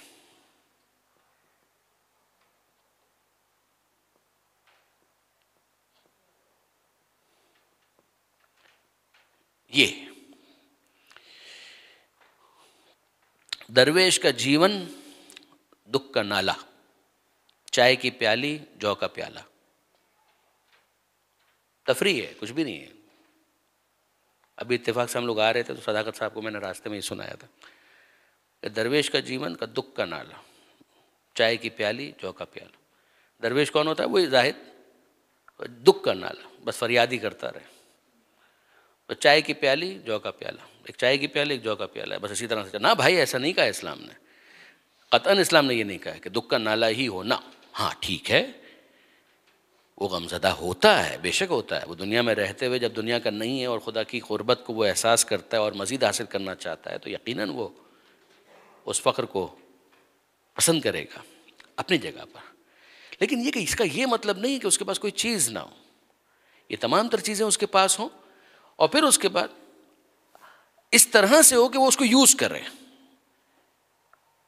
بے رغبتی کے ساتھ، کہ ہے ٹھیک ہے بسم اللہ، ظاہر ہے کہ اس کو استعمال تو کرنا ہی ہے، مگر یہ ہے کہ ایسا نہیں ہے کہ اگر یہ نہیں ہوگا تو نہیں چلے گا. یہ بہت امپورٹنٹ ہے کہ ایسا نہیں ہے کہ یہ نہیں ہوگا تو نہیں چلے گا. چلے گا، بالکل چلے گا، دوڑے گا. اگر آپ کو یاد ہو سورہ حدید کی روشنی میں نے وہ آیت پہلے بھی پڑھی تھی، لِكَيْ لَا تَعْسَوْا عَلَىٰ مَا فَاتَكُمْ، جو امیر المومنین نے کہا کہ پورا زہد ان دو جملوں میں آ گیا جو قرآن نے بیان کیا، کہ اگر کچھ چلا جائے تو بہت اداس ہونے کی ضرورت نہیں ہے، اور اگر مل جائے تو بہت اکڑنے کی ضرورت نہیں ہے. اس میں یہ نہیں ہے کہ نہ ملے لیکن اکڑنے کی ضرورت نہیں. ایک خوشی ہوتی ہے، شکر ہے پروردگار کا، نعمت ہے. آپ اس کو عذاب تو نہیں کہیں گے، آپ کہیں گے نعمت پروردگار ہے، خدا کا شکر ہے، اللہ کا احسان. لیکن یہ کہ اتنا کہ انسان ناچنا شروع کر دے، اکڑنا شروع کر دے، سینہ چوڑا کرنا شروع کر دے، نہ، اپنے جامع میں رہو. اور اگر کوئی چیز مس ہو جاتی ہے، چلی جاتی ہے، تو بھی پھر بہت زیادہ اس کے اوپر غمگین ہونے کی ضرورت نہیں ہے. ٹھیک ہے، انسان کو نیچرلی تھوڑا فیل ہوتا ہے، لیکن یہ کہ اتنا بھی نہ ہو کہ جس کے نتیجے میں ایسا لگے کہ جیسے شام غریبہ کی مجلس ہو رہی ہے. وہی موقع ہے، وہ گریہ اسی وقت ہونا چاہیے، حسین مظلوم کے اوپر ہونا چاہیے، وہ محرم میں ہونا چاہیے، عزاداری کے عنوان سے ہونا چاہیے، وہ اسی وقت ہونا چاہیے. لیکن اپنے یہ چھوٹے موٹے دوسرے جو معاملات ہیں، ٹھیک ہے اگر ہو جاتا اپنی مرضی کے مطابق زیادہ خوشی ہوتی ہے، لیکن یہ کہ اکڑنے کی ضرورت نہیں ہے، اور اگر چلا جائے تو بہت زیادہ بپھرنے کی ضرورت نہیں ہے. فرسٹریشن بھی ایک کنٹرول میں اور خوشی وہ بھی ایک کنٹرول کے اندر ہو. یہ امیر المومنین یہاں پر فرما رہے ہیں کہ افضل الزہد اخفاء الزہد. اس کی ریاکاری بھی مت کرو، ریاکاری بھی مت کرو. اگر بے رغبتی دل کے اندر پیدا ہو چکے، ایک تو وہ شخص ہے نا کہ جو شو آف ہی کرنا چاہتا ہے، وہ تو آپ اس کو تخصصاً خارج سمجھیں کہ اس کو تو بات اس وقت نہیں ہو رہی ہے. زہد ہے، کوشش کرو کہ اس زہد کا بھی کوئی بہت زیادہ اظہار نہ ہو. ایک انسان ہے وہ واقعاً شوگر پیشنٹ ہے، تو سیدھی سی بات ہے کہ اگر اس کے سامنے میٹھا آئے گا تو وہ نہیں کھائے گا، اس کو اظہار بھی کرنا پڑ جائے گا. یہ ٹھیک ہے، یہ تو اس کی ایک مجبوری ہو گئی نا، تو یہاں تک تو چلے گا. ہارٹ پیشنٹ ہے اور آپ مرغن غذائیں لے آئے تو کہ معذرت چاہتا ہوں، یہ اس کا تعلق زہد سے نہیں ہے، اس کا تعلق آپ کی بیماری کے ساتھ. یعنی عین ممکن ہے کہ وہ شخص دل سے بہت چاہ رہا ہو کہ کھانا ہے کیا کروں، لیکن نہیں، اس وقت کھاؤں گا تو یہ دل بے قابو ہو جائے گا. دوسرے معنی میں، اس کو کسی اور مطلب میں مت لے. تو اب اگر وہ رک رہا ہے تو اس کی تو ایک بیماری کی مجبوری ہے کہ جس کی وجہ سے وہ یہ کہہ رہا ہے. لیکن اس وقت ہم بات کر رہے ہیں دوسرے کہ نہیں، وہ کہتا ہے کہ ٹھیک ہے یار، میرے نفس کے لیے یہ بہتر ہے کہ میں ان چیزوں کی طرف بہت زیادہ ٹھیک ہے، یہ آپ کا ایک اچھا ڈیسیجن ہے، اگر آپ یہ کرنا چاہتے ہیں ضرور کیجیے.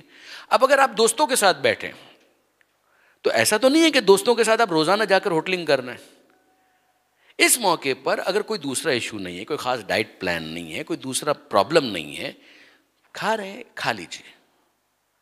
اس وقت اس کے اظہار کا موقع نہیں ہے کہ مثال کے طور پہ ایک انسان یہ کہے کہ نہیں بھائی دنیا کی طرف کیا رغبت کرنا، میں اس وقت پراٹھا نہیں کھانا چاہ رہا ہوں. کھا لیجیے بھائی، اس کے اندر اس کی ضرورت نہیں ہے اس موقع پر. افضل الزہد اخفاء الزہد. میں پھر آپ کو یاد دلا رہا ہوں، اس کو اس کے ساتھ کنفیوز مت کیجیے گا. کسی کی بیماری ہے، کوئی دوسرا ریزن ہے، اس کا تعلق زہد سے نہیں ہے، وہ آپ کی ایک مجبوری ہے. لیکن اگر وہ کوئی ایشو نہیں ہے اور واقعاً بے رغبتی آپ کے اندر ہے، وچ از گڈ، کہ ٹھیک ہے میں اپنے آپ کو ایک کنٹرول کرنے کے لیے ایک مہم سے گزر رہا ہوں، ایک سیلف اکاؤنٹیبلٹی میں اس طریقے سے کر رہا ہوں کہ بھائی ایسا نہ ہو کہ میں ان چیزوں کا بہت زیادہ عادی ہو جاؤں. Very good. وہ آپ اپنے گھر میں کیجیے گا، آفس کے اندر کیجیے گا، جہاں آپ کا روٹین چلتا ہے. لیکن یہ کہ اگر دوستوں کی محفل ہے، آپ شادی میں گئے ہیں تو ٹھیک ہے، زیادہ مت کھائیے مگر تھوڑا تھوڑا لے لیجیے. ایسا نہ ہو کہ خواہ کا ایک نظر میں آئے کہ جناب یہ شخص جو ہے وہ تو اس وقت کچھ زیادہ ہی زاہد بن رہا ہے. یہ پسندیدہ نہیں ہے.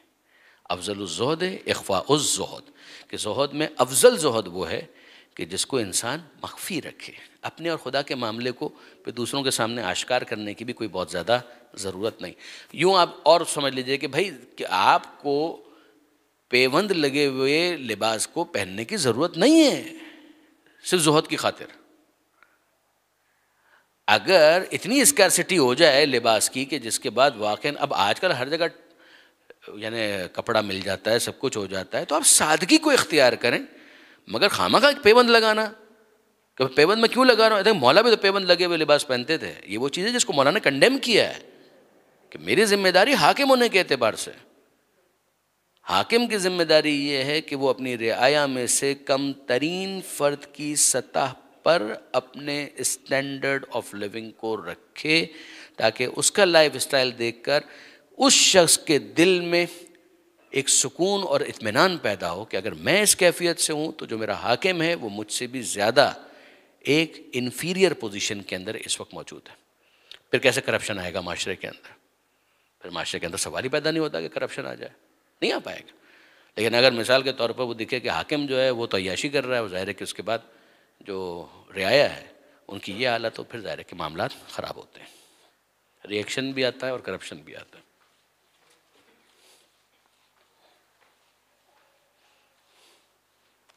آئیے موو کرتے ہیں آگے کی طرف.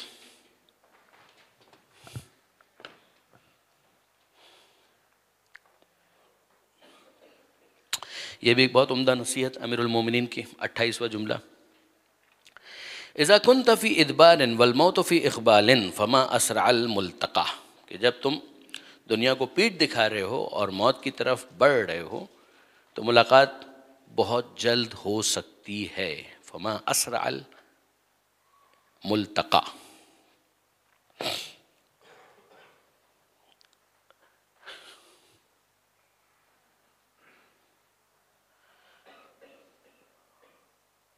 ٹائم لائن ہے. 100 سال سے زیادہ تو آج کل بہت ہی کم کوئی جیتا ہے، ہیں کچھ ایکسیپشنس مگر کم ہے، اور کوالٹی آف لائف بھی بہت خراب ہو جاتی ہے۔ ہم فرض کرتے ہیں کہ میکسیمم ایک انسان کی زندگی 100 برس ہے، اس میں سے کہیں پر بھی یہ بولڈ ہو سکتا ہے،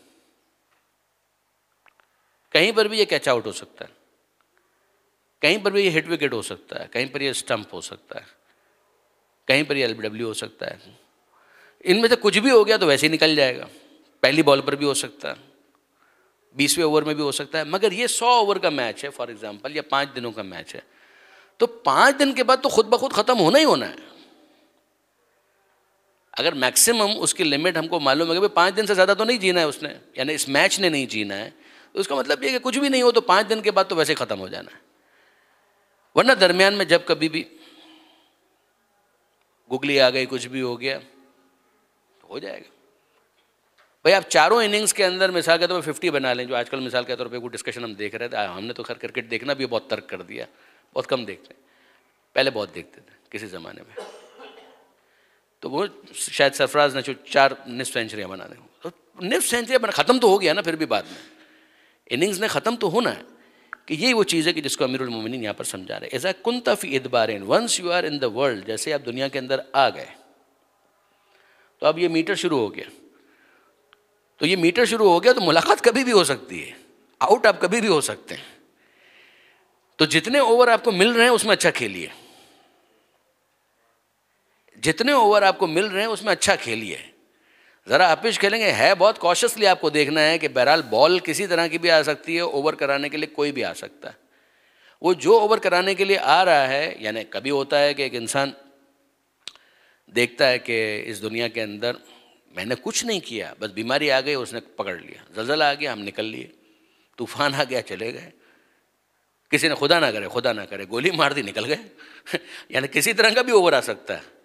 تو اب اس کے اندر بات یہی ہے کہ ان سب چیزوں کے بعد انسان کو اس بات کی طرف متوجہ رہنا ہے کہ بھائی کبھی بھی آخری بال آ سکتی ہے، یہ جو امیر المومنین کہہ رہے ہیں فما اسرع الملتقى، تو ملاقات کتنی جلد ہو سکتی ہے، کبھی بھی ملاقات ہو سکتی ہے، یعنی آپ اگلی سانس کے بارے میں بھی کیا گارنٹی دے سکتے ہیں؟ جب سے خاص طور پر یہ موبائل فونز آ گئے ہیں ریکارڈنگ کے لیے، تو کتنی اگزامپلز اس طرح کی موجود ہیں، نیوز رپورٹ کر رہے تھے انتقال ہو گیا، کمنٹری کر رہے تھے انتقال ہو گیا، تلاوت کر رہے تھے انتقال ہو گیا، گانا گا رہے تھے انتقال ہو گیا، رقص کر رہے تھے انتقال ہو گیا، اچھا کر رہے تھے انتقال ہو گیا، برا کر رہے تھے انتقال ہو گیا، نکل گئے۔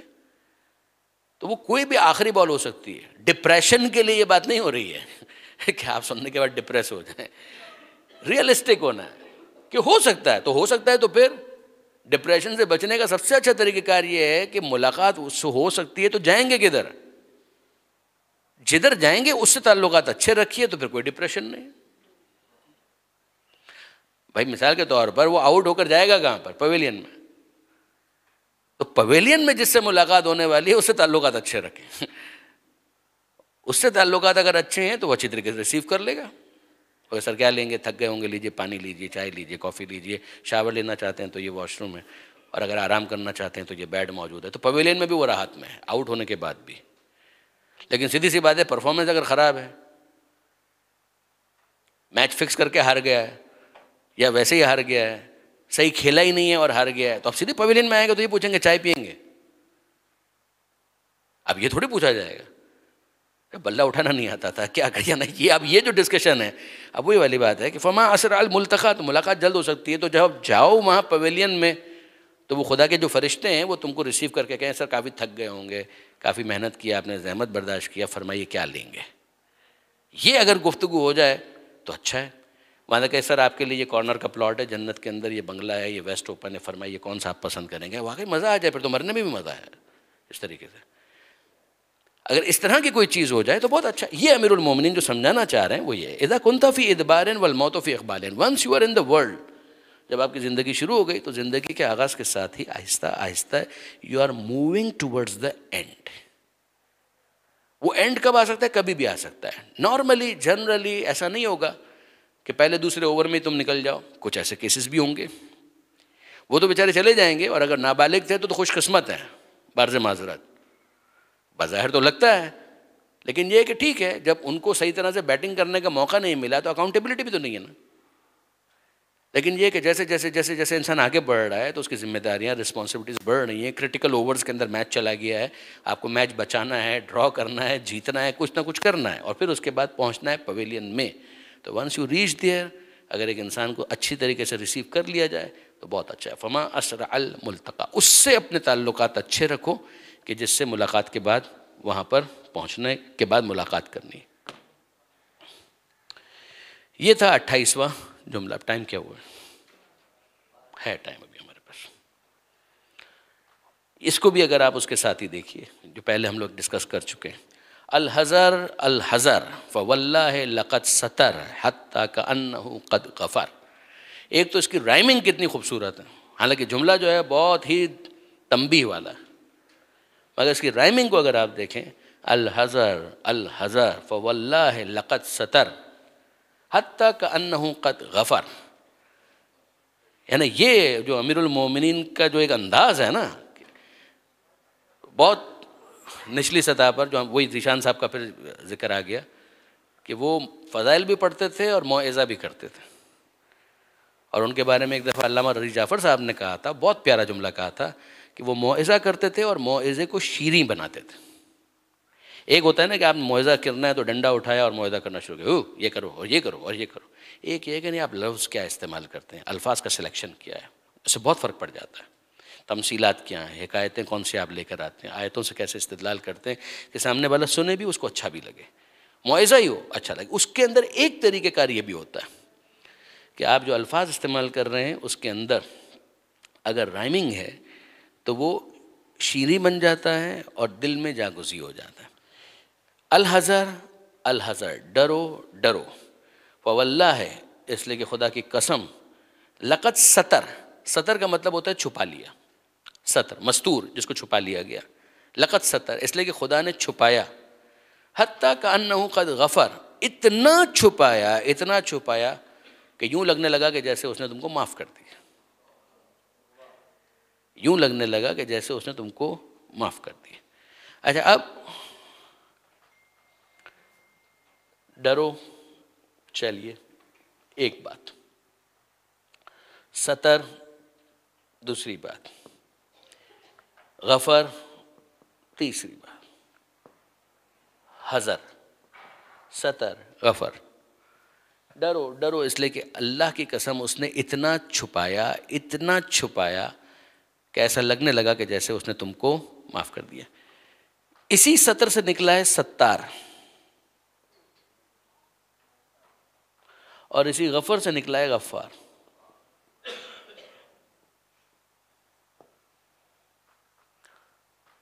ستر اور غفر ان دونوں کا آپس میں تعلق ہے, ستر اور غفر ان دونوں کا آپس میں تعلق ہے. یعنی ایک بات تو یہ سمجھ لو کہ وہ ستار العیوب ہے, عیوب کو چھپاتا ہے اتنا. یعنی یہ آپ یاد رکھیے گا خاص طور پر کہ یہ بڑی بے شرمی کا جملہ ہے کہ جب خدا سے ہم نے حیا نہیں کی تو پھر بندوں سے حیا کیوں کریں. ہم کوئی منافق ہیں کہ ہم منافق ہیں؟ یعنی ٹھیک ہے ہم نے گناہ کیا ہے تو اس کے بعد پھر جب تنہائی میں ہم نے یہ گناہ کیا تو خدا تو موجود تھا, اس وقت ہم نے یہ گناہ کر لیا تو بندوں سے اب کیا چھپانا.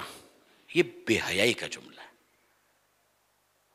ایسے کہ جب تک انسان کسی گناہ کو کر رہا ہے, خدا نہ کرے, کر رہا ہے, کرنا تو نہیں چاہیے, لیکن اگر کر بھی رہا ہے اور چھپ کر رہا ہے تو وہ گنہگار ضرور ہے, باغی نہیں ہے. لیکن جیسے ہی وہ اس گناہ کو بندوں کے سامنے کرتا ہے تو وہ بغاوت کا اعلان کرتا ہے. وہ کہتا ہے کہ مجھے اس گناہ کے اوپر اب کوئی شرمندگی بھی نہیں ہے کسی قسم کی, اور دوسروں کے لیے بھی میں ایک موٹیویشن بننا چاہتا ہوں کہ وہ بھی یہ گناہ کریں.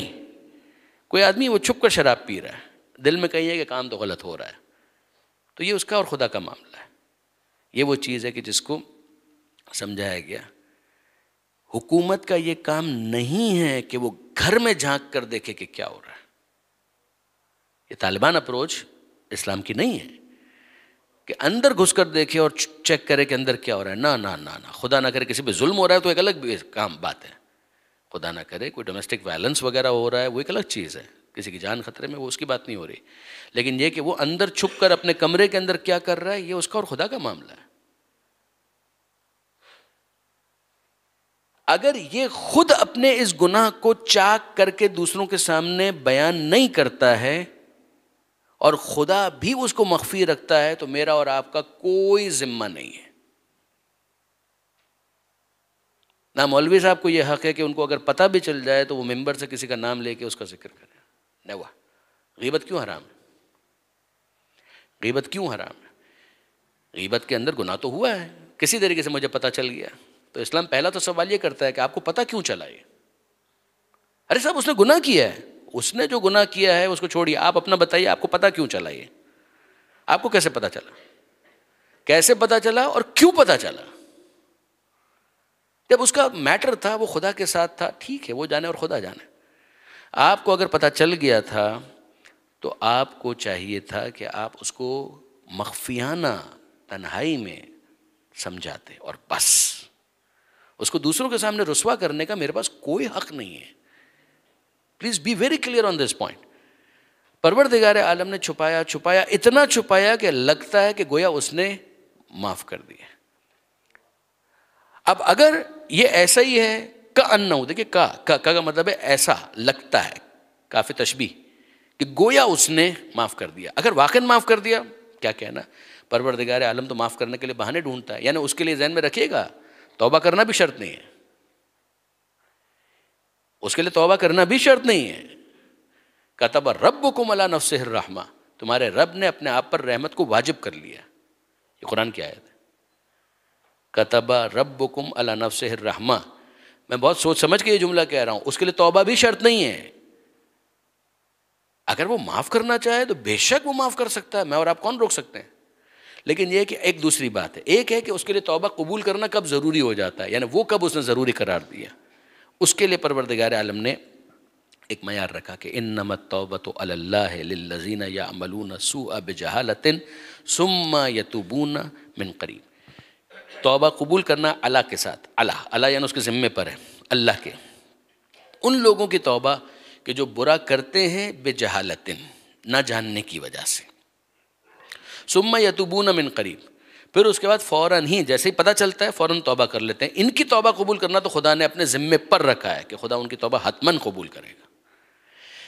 اگر آپ دیکھیں گے نا تو فصل الخطاب علامہ سعید علی نقی صاحب کی، انہوں نے اس آیت کے ساتھ جو ایک ہیڈنگ لگائی ہے وہ لگائی ہے ہمت شکن آیت.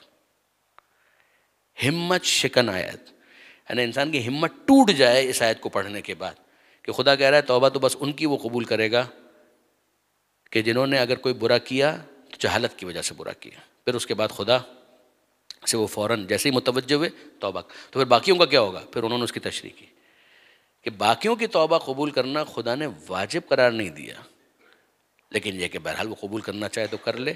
وہاں پر انہوں نے اس بات کی بھی وضاحت کی کہ فرض کیجئے کوئی توبہ نہ بھی کرے اور خدا قبول کرنا چاہے، معاف کرنا چاہے تو معاف کر سکتا ہے. وہ بہت سے ایسے گناہ ہیں کہ جو ہم نے کر بھی لیے ہوں گے ہمیں پتہ بھی نہیں ہوگا، یاد بھی نہیں ہوگا. تو اب یاد نہیں ہے تو اس کی توبہ کیا ہے؟ اسی لیے کہا جاتا ہے کہ ایک عمومی جملہ کہ پروردگار تمام گناہوں کی مغفرت فرما. پھر اس کے اندر رہ وہ جاتے ہیں کہ جو گناہ حقوق العباد سے متعلق ہوتے ہیں، اس لیے کہ بہرحال اس کے اندر دوسرا شخص جو ہے وہ انوالو ہوا ہے. اس کا ایک رخ وہی ہے جو ابھی میں نے آپ کے سامنے بیان کیا. دوسرا رخ وہ ہے کہ جو تھوڑی دیر پہلے ہم نے ڈسکس کیا، استدراج. ڈرو اتنا اس نے چھپایا کہ یوں لگنے لگا کہ جیسے اس نے معاف کر دیا، لیکن نہیں کیا اس نے معاف. تو پھر کیا ہوگا؟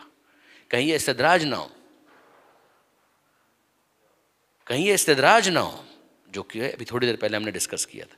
چونکہ الحذر پہلے 2 مرتبہ آیا ہے، اس وجہ سے اس کا امکان زیادہ ہے کہ اس جملے میں امیر المومنین اس بات کی طرف متوجہ کرنا چاہ رہے ہیں. بہرحال احتمالات دونوں ہیں اور دونوں ایگزسٹ بھی کرتے ہیں.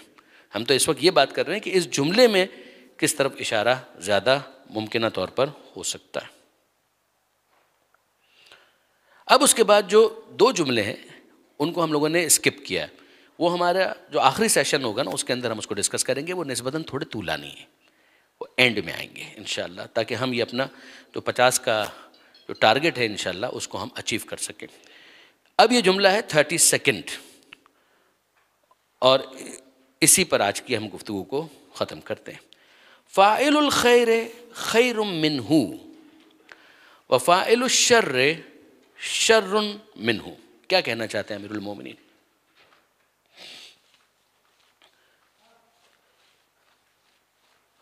فاعل کا مطلب ہوتا ہے فعل انجام دینے والا، جیسے عامل عمل کرنے والا. فاعل جو اس فعل کو ایگزیکیوٹ کرتا ہے، ایگزیکیوٹر. فاعل الخیر، فاعل الخیر خیر منہ. خیر کا مطلب کیا ہے؟ کوئی بھی خیر کا کام، کوئی بھی نیکی کا کام، کوئی بھی اچھا کام. مولا فرما رہے ہیں کہ جو یہ خیر کا کام انجام دینے والا ہے وہ خود اس خیر سے بھی بہتر ہے. وفاعل الشر شر منہ، اور جو برا کرنے والا ہے وہ خود اس برے کام سے بھی برا ہے، بدتر ہے. یہ فاعل اس خیر سے بہتر ہے اور یہ فاعل اس شر سے بدتر ہے. آسان سی مثال ہے، ہمارے پاس ریسورسز لمیٹڈ ہیں، نیت کا تو کوئی اینڈ نہیں ہے نا. نیت کا کوئی اینڈ ہے؟ آپ سوشل ورک کرنا چاہتے ہیں، ویری گڈ. انٹیریئر سندھ کے اندر سیلاب آ گیا، فار ایگزامپل 1,00,000 مکان تباہ ہو گئے فار ایگزامپل. تو آپ نے کہا کہ ریسورسز کتنے، ہم کچھ کرنا چاہتے ہیں. ایک تو وہ کرنا ہی نہیں چاہتا تو وہ فاعل ہی نہیں ہے. ایک وہ شخص ہے جو فاعل ہے، کرنا چاہتا ہے، میں کروں کیسے ایک کام؟ اس کے لیے مجھے کچھ ریسورسز چاہیے، میرے پاس کچھ وسائل ہونے چاہیے. جیب میں کتنے، مثال کے طور 5,00,000 روپے، فائن چلو پول کیے. دوسرے نے کہا بھائی آپ کتنا ڈالتے ہیں؟ کسی نے کہا 2,00,000 3,00,000. ہم نے پورا جمع کیا 1 کروڑ. 1 کروڑ میں 1,00,000 گھر تو نہیں بنتا. 1 کروڑ میں 1,00,000 گھر تو نہیں بنتا. چلیے جناب نہیں بنتا، 1 کروڑ سے کتنا بنے گا؟ فار ایگزامپل کہا کہ ایک گھر، چھوٹے گھر ہیں، 5,00,000 کے بن جائیں گے. کہا کتنے بن جائیں گے؟ اتنے بن جائیں گے. چلیے بناتے ہیں. بنا دیا آپ نے جا کر. اگر زیادہ ہوتے پیسے تو اور بناتا. فاعل الخیر خیر منہ، جو خیر کا انجام دینے والا ہے وہ خود اس عمل خیر سے بہتر ہے. اس کی نیت اگر دیکھیں تو وہ تو اور بھی کرنا چاہ رہا تھا. بعض اوقات کچھ افراد ہوتے ہیں کہ جو یہ کہتے ہیں، اور بہت اچھا جملہ، سوشل ورک کرنے والے بھی آتے رہتے ہیں بیچارے، ڈسکس کرتے ہیں، جن کے خلوص کا میں معترف ہوں واقعاً. تو وہ آتے ہیں بیچارے، بولتے ہیں آغا صاحب اللہ کرے کہ خدا مخیر جو حضرات ہیں فلنتھراپسٹ، ان کے دل میں یہ ڈال دیں کہ وہ فنڈز نہ روکیں، وہ فنڈز دیتے رہیں اور ہم کام کرتے رہیں. مگر وہ روک دیں تو کیا کریں گے؟ کہ میرے پاس جان تو ہے، مگر جان کے ساتھ میں کیا کروں، اس کے کتنا کروں؟ جو دوسرے ریسورسز چاہیے، جو پیسے ہیں وہ ملیں تو میں کام کروں. کام میں کرنا چاہتا ہوں. اسی طریقے سے ایک شخص ہے، عبادت کا ذوق ہے، عبادت کا شوق ہے. تو اس نے مثال کے طور پر نماز واجب بھی پڑھی، نافلہ شب بھی پڑھ ڈالی، دوسرے نوافل بھی پڑھ ڈالے. مثلا تھک گیا. تو تھکنے کے بعد بیچارہ لیٹے گا، کیا کرے گا؟ اوکے، میری ایک کیپیسٹی کی ایک لمیٹیشن ہے جس کی وجہ سے میں مزید نماز نہیں پڑھ پا رہا، ورنہ اس نماز کی وجہ سے مجھے جو سکون ملتا ہے اور جو میں ایک سیٹسفیکشن فیل کرتا ہوں، تو میرا دل یہ چاہتا ہے کہ میں پوری نماز میں ہی رات گزار دوں. مثلا اگر یہ کسی کی کیفیت ہے، فاعل الخیر خیر منہ، جتنا اس نے کیا اس سے زیادہ اس کی خواہش تھی، اس سے زیادہ اس کی نیت تھی، لہٰذا یہ اس عمل سے جو اس نے کیا بہتر ثابت ہوگا. دوسری طرف اگر آپ دیکھیں آن دا کنٹرری، ادر وے راؤنڈ، 180 ڈگریز کے اوپر، فاعل الشر شر منہ، وہ ظالم ہے، ظلم اگر اس کی خوب بن چکا ہے تو پھر اس کے بعد جتنا ظلم اس نے کیا ہے وہ اس پر بھی مطمئن نہیں ہوتا. 2 کو قتل کیا ہے وہ تو 200 کو قتل کرے گا. پھر 200 کو قتل کے خدا نہ کرے وہ 2,000، وہ کھوپڑیوں کے جب تک مینار نہ بن جائیں تب تک اس کو مزہ نہیں آئے گا. جب تک وہ 2-4 کو قتل نہ کر دے تب تک اس کو نیند نہیں آتی. یعنی بعض افراد اتنے سینسیٹیو ہوتے ہیں اگر خون دیکھ لیں تو نہیں سو سکتے، اور بعض افراد اتنے سینسیٹیو ہوتے ہیں کہ خون جب تک بہا نہ دے تب تک نہیں سو سکتے. ہر طرح کے افراد آپ کو مل جائیں گے. یہاں پر امیر المومنین فرما رہے ہیں کہ جو خیر کا عمل کرنے والا ہے وہ خود اس عمل خیر سے بڑھ کر ہے، بہتر ہے، اور جو اس شر کو ایگزیکیوٹ کرنے والا ہے وہ خود اس شر سے بدتر ہے، کہ اس کا بس چلے تو وہ اور بھی ظلم ڈھائے، وہ اور بھی اس برائی کو پروموٹ کرے۔ الحمدللہ 32ویں جملے تک ہم پہنچے، بیچ میں 2 یا 3 جو ہم نے اسکپ کیے اس کو انشاءاللہ اینڈ میں کور کریں گے، اور اب ہمارے جتنے بھی سیشنز ہیں میں ایگزیکٹلی لے لوں گا اپڈیٹ، اور پھر انشاءاللہ اس کے حساب سے اس کو ڈیوائڈ کر کے کوشش کریں گے کہ اپنے ٹارگٹ کو اچیو کریں۔ 50 تک تو ہم انشاءاللہ پہنچنا چاہ رہے ہیں، باقی تو وہی والی بات ہے، فاعل الخیر خیر منہ، خواہش تو یہ ہے کہ سبھی ہو جائے لیکن یہ سب ہو نہیں پائے گا۔ وآخر دعوانا ان الحمدللہ رب العالمین۔ صلوات پڑھی اور سوال اگر کچھ ہے تو ارشاد فرمائیں۔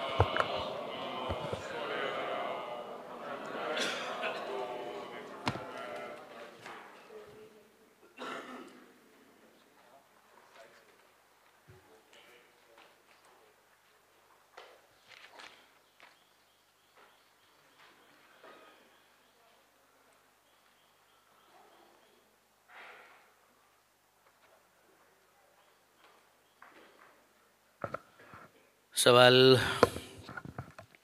30 سیکنڈ سے متعلق ہے۔ ہاں اچھا، یہ 30 سیکنڈ ہی تو چل رہا ہے۔ آیت اللہ دستغیب شیرازی نے گناہ کبیرہ کے آغاز میں، کتاب گناہ کبیرہ کے آغاز میں، یعنی یہ مت سمجھے گا گناہ کبیرہ وہ کر رہے تھے اس کے آغاز میں انہوں نے کہا، کتاب گناہ کبیرہ کے آغاز میں۔ وہ بعض اوقات یہ کتاب جو ہے نا یہ بھی بڑی دلچسپ کتاب تو بہت اچھی ہے، خود ہم نے بہت استفادہ کیا، تو وہ دکان پہ جا کر کہہ رہے ہیں کہ بھائی 5 گناہ کبیرہ دے دینا۔ اللہ نہ کرے کہ آپ گناہ کبیرہ کے خریدار بنے۔ تو آیت اللہ دستغیب شیرازی نے کتاب گناہ کبیرہ کے آغاز میں دیباچے میں تحریر کیا کہ گناہ سے نفرت کریں، گناہ گار سے نہیں۔ یہ ان کا کہنا کلمہ 30 سیکنڈ جملے سے متصادم نہیں ہے۔ اس کا تعلق ہے نہی عن المنکر کے ساتھ، جو اس کے اندر کہا گیا دیباچے کے اندر۔ یہ بالکل ایسا ہی ہے کہ جیسے قرآن مجید پیغمبر اکرم کی تعریف کرتے ہوئے یہ ارشاد فرماتا ہے کہ لَقَدْ جَاءَكُمْ رَسُولٌ مِّنْ أَنفُسِكُمْ، تمہارے پاس رسول آیا جو تم ہی میں سے ہے، عزیز علیہ ما عنتم، پریشانیاں تم پر آتی ہیں برا اس کو لگتا ہے۔ تو پریشانیاں تم پر آتی ہیں تو اس کو برا کیوں لگتا ہے؟ اس لیے کہ وہ تم کو اون کرتا ہے، وہ تم کو اون کرتا ہے، اور یہ اونرشپ جب آتی ہے تو انسان کی خواہش ہوتی ہے کہ یہ سب کے سب اچھے ہو جائیں۔ تو پیغمبر سے اگر آپ پوچھیں گے تو ابو جہل کو بھی پیغمبر اکرم تو مومن دیکھنا چاہتے ہیں، ابو لہب کو بھی مومن دیکھنا چاہتے ہیں، لیکن ظاہر ہے کہ جو ان میں سے ایمان لے آئے گا تو بالمؤمنین رؤوف الرحیم، مومنین کے اوپر وہ رؤوف بھی ہیں، رحیم بھی ہیں۔ تو ایک وہ شخص ہے کہ جو ایک کام کو انجام دے رہا ہے، برا کام وہ کر رہا ہے، اس کا بس چلے تو وہ اس سے بھی زیادہ برائی کو انجام دے گا۔ آپ اگر اس کو لاسٹ کیس ہی سٹارٹ میں ڈکلیئر کر دیں گے تو پھر کوئی حر نہیں بن پائے گا۔ آپ اگر دیکھیں تو امام حسین علیہ السلام خطاب بھی کر رہے ہیں، بات چیت بھی کر رہے ہیں، گفتگو بھی کر رہے ہیں، عمر سعد سے بھی کر رہے ہیں، عمومی طور پر لشکر یزید کو بھی خطبہ سنا رہے ہیں، ارشاد فرما رہے ہیں۔ تو عمر سعد نے نہیں لیا وہ اثر، حر نے اس اثر کو قبول کیا۔ تو جب حر نے اس اثر کو قبول کیا اور وہ یہاں پر آ گیا تو وہ اسی وجہ سے آیا نا کہ امام حسین علیہ السلام نے اگرچہ اس کے اس فعل کو ناپسندیدگی کی نظر سے دیکھا تھا، اگر آپ دیکھیے کہ اگر اس ناپسندیدگی کی وجہ سے پہلے ہی مرحلے میں اس کو ریجیکٹ کر دیا ہوتا، پانی بھی نہیں پلائیں گے ہم پانی نہیں پلائیں گے، جاؤ مرتے ہو مر جاؤ، جب حر کا لشکر آیا تھا اور پیاسا تھا، ہم نہیں پانی پلائیں گے، نہیں، یہ اخلاق کے خلاف ہے۔ یہ جو دستغیب صاحب کی آپ جو بات فرما رہے ہیں آیت اللہ دستغیب شیرازی کی، وہ اس بات کی طرف متوجہ کر رہے ہیں۔ وہ یہ کہنا چاہ رہے ہیں کہ جناب علی آپ اس کے ساتھ اخلاق کے ساتھ پیش آئیے، اس کو دین کا پیغام دیجئے، تبلیغ کیجئے، اس کو خدا کا پیغام سنائیے، یہ سارے کام آپ کریں۔ آپ لاسٹ کیس ڈکلیئر کرنے میں جلدی مت کریں، جیسے کہ انجام سے ابھی آپ واقف نہیں ہیں، ابھی تو درمیان میں مڈل میں معاملہ چل رہا ہے۔ اگر آخر میں یہ ثابت ہو جائے کہ نہیں جناب معاملہ بالکل ہی خراب رہا، عمر سعد ہی ثابت ہوا، یزید ہی ثابت ہوا، فرعون ہی ثابت ہوا، تو جتنی مرتبہ چاہیں 4 حرف بھیج دیجیے گا اس کے اوپر۔ لیکن یہ ہے کہ وہ 4 حرف بھیجنے میں اتنی جلدی نہ کریں، یا تو کوئی مباہلہ کا میدان ہو، کچھ ہو تو ٹھیک ہے، ورنہ جلدی نہ کریں، بس اتنی سی بات تھی۔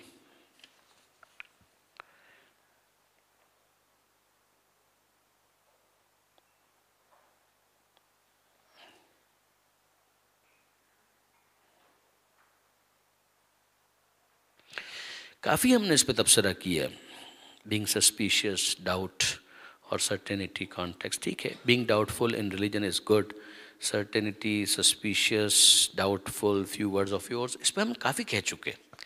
آپ دیکھیے گا کیونکہ آپ کو یہ ریکارڈنگ تو مل ہی جائے گی, تو میرا ہو سکتا ہے کہ وہ جملے جو اس وقت ہم نے کہے تھے شاید پوری طریقے سے سن نہ سکے ہوں, لیکن یہ کہ اس پہ ہم نے کافی بات کی تھی کہ خاندانی معاملات کے اندر کیا ہونا چاہیے, کہاں پر حسن ظن رکھنا چاہیے, انفرادی حوالے سے کیا ہونا چاہیے, کہاں پر انسان کو اسکیپٹک ہونا پڑے گا, اس کو سسپیشس ہونا پڑے گا جب قوم کے معاملات ہیں, ملک کے معاملات ہیں, ملت کے معاملات ہیں. جب بھی آپ نیگوسیشنز کے لیے جاتے ہیں تو کس کے ساتھ جا رہے ہیں, کس کے ساتھ بات کر رہے ہیں, کہاں پر, یہ بات آئی تھی. لیکن ظاہر ہے کہ ہو سکتا ہے شاید مس ہو گیا, اس کو واپس سن لیجیے گا.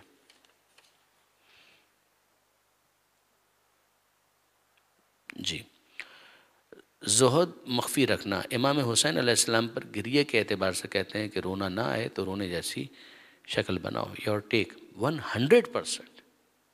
ابھی آپ دیکھیں گے ظاہر ہے کہ کتنا ہم کور کر پاتے ہیں وہ تو اپنی جگہ پر ہے, ورنہ خود امیر المومنین نے فرمایا کہ اگر تمہارے اندر حلم نہیں ہے تو شو کرنے کی کوشش کرو کہ تمہارے اندر حلم ہے تاکہ تم حلیم بن سکو.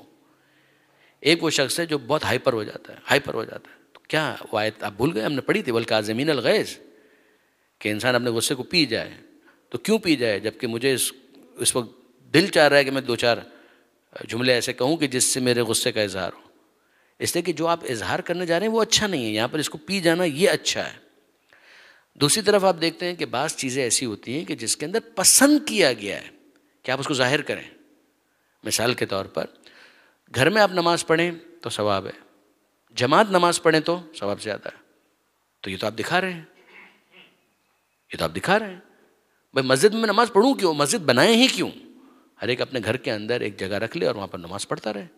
جو کہا بھی گیا ہے کہ اپنی جو نافلہ نمازیں ہیں وہ گھر میں پڑھنے کا ثواب زیادہ ہے, تو واجب بھی وہیں پڑھ لیں. یہاں کہا گیا کہ نہیں, ظاہر کرو جتنا ہو سکے, مسجد کے اندر آؤ. ایک ہے کسی کے سامنے کسی عمل کو انجام دینا, اور ایک ہے کسی کے لیے کسی عمل کو انجام دینا. ان دو میں فرق ہے.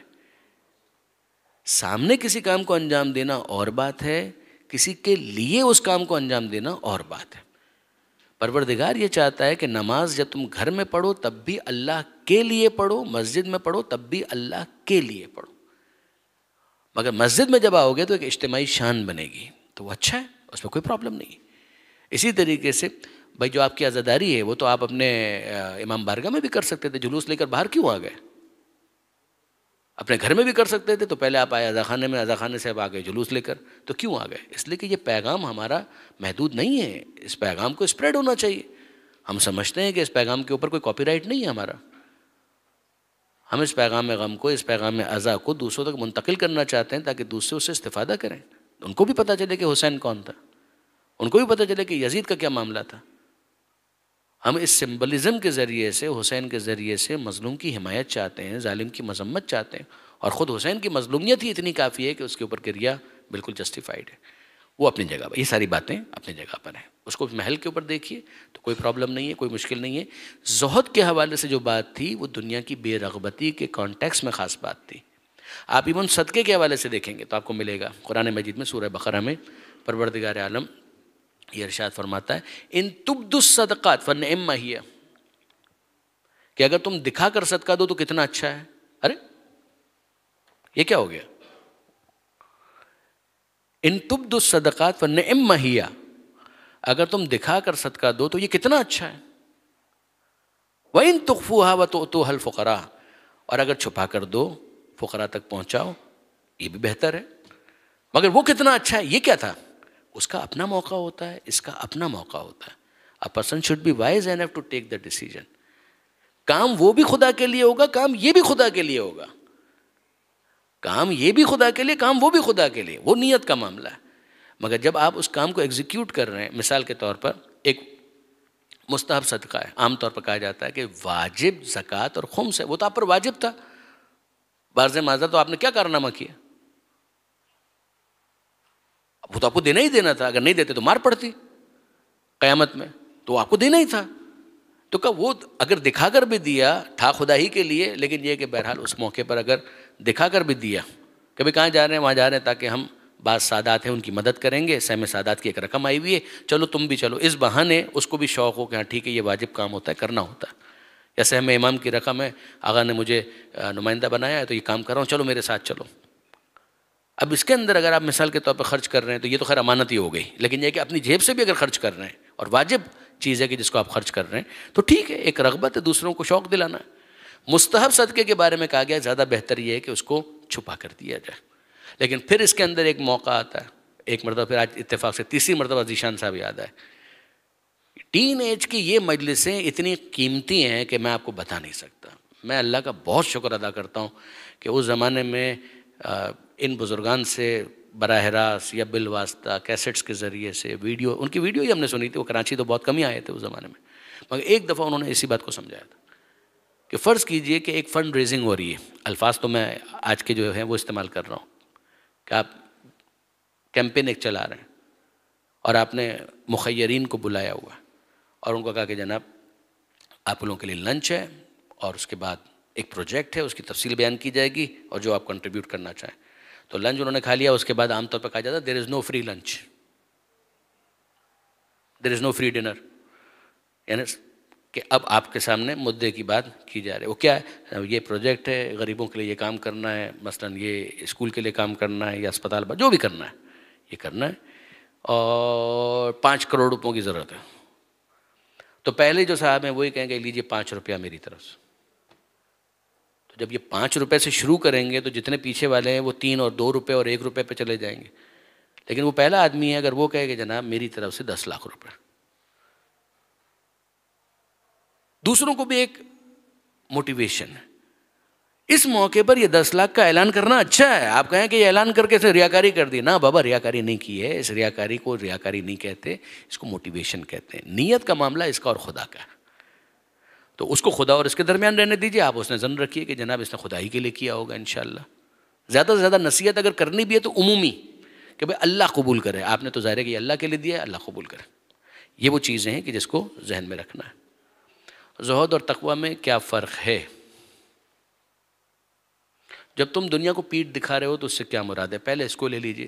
پیٹ دکھا رہے ہو کا مطلب یہ ہے کہ سفر جب آگے بڑھتا ہے تو انسان جس جگہ سے شروع کر رہا ہوتا ہے اس کی طرف اس کی پیٹ ہی ہوتی ہے نا.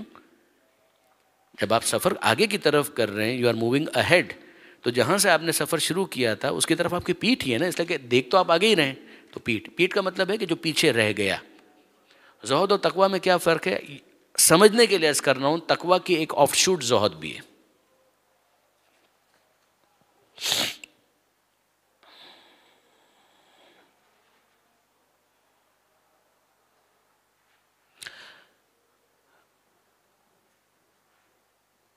کیا آخرت کا امتحان دوبارہ دیا جا سکتا ہے؟ یعنی دوبارہ دنیا میں آئے اور غلطیاں نہ کرے؟ نہ، امتحان کے لیے نہیں. رجعت بھی جو ہے وہ ایک لمیٹڈ اسکوپ ہے، اس کا بھی تعلق آخرت کے درجات کے کم زیادہ ہونے کے ساتھ نہیں ہے، اور وہ ہے بھی اس کا لمیٹڈ اسکوپ ہے، کچھ افراد کے لیے وہ ہے. تو ایک دفعہ انسان دنیا سے گیا تو پھر اس کے بعد اس کی واپسی اس دنیا میں اس لیے تو نہیں ہوگی کہ وہ ایک مرتبہ پھر ان امتحانات میں اپیئر ہو سکے.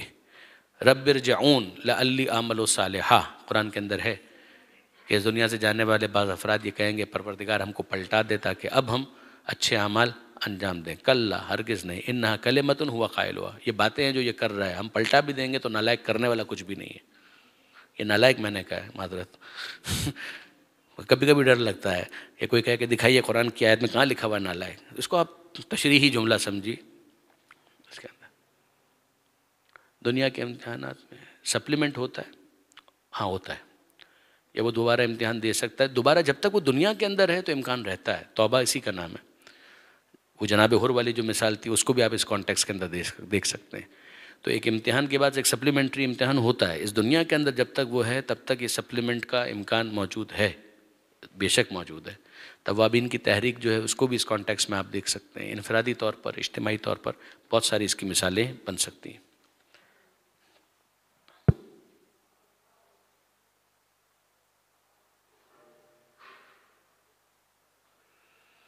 کیا جنت میں شرمندگی ہوگی؟ یعنی کسی نے گناہ کیا تھا، وہاں مار کھانے کے بعد توبہ نہیں کی تھی، چلیے مار کھا لیا اور اس کے بعد پھر بہرحال مومن تھا، چلا گیا جنت کے اندر، تو اہل جنت جو ہیں اس کو پہچان لیں گے تو اس کو شرمندگی ہوگی؟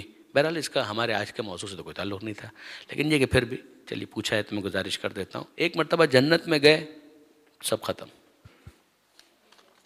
اس بات کا خالی افسوس رہ جائے گا کہ کاش کہ ہم کچھ اور ایسا کرتے کہ جنت میں ہمارے درجات ایلیویٹ ہوتے مزید.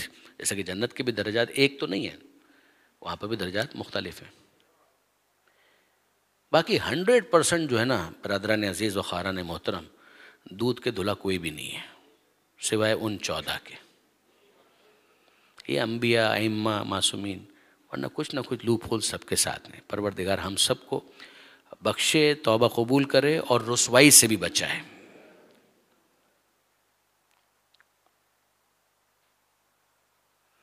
جی ہو سکتا ہے نافرمانی کے باوجود نعمتوں کا کنٹینیو ہونا کسی کی دعاؤں کی وجہ سے بھی ہو سکتا ہے، مثلا ماں باپ کی دعاؤں کی وجہ سے. جی ہاں ہو سکتا ہے، مگر بس کوشش یہ کرنی چاہیے کہ ماں باپ کی دعائیں جب تک ایک بیریئر کا کام کر رہی ہیں نا تو اس کو اتنا رہنے دیں کہ وہ اس کو روک سکیں. ورنہ کیا ہوگا، جب سیلاب شدید تر ہوگا تو پھر بند ٹوٹ جاتا ہے. تو کوشش کریں کہ وہ بند ٹوٹنے نہ پائے.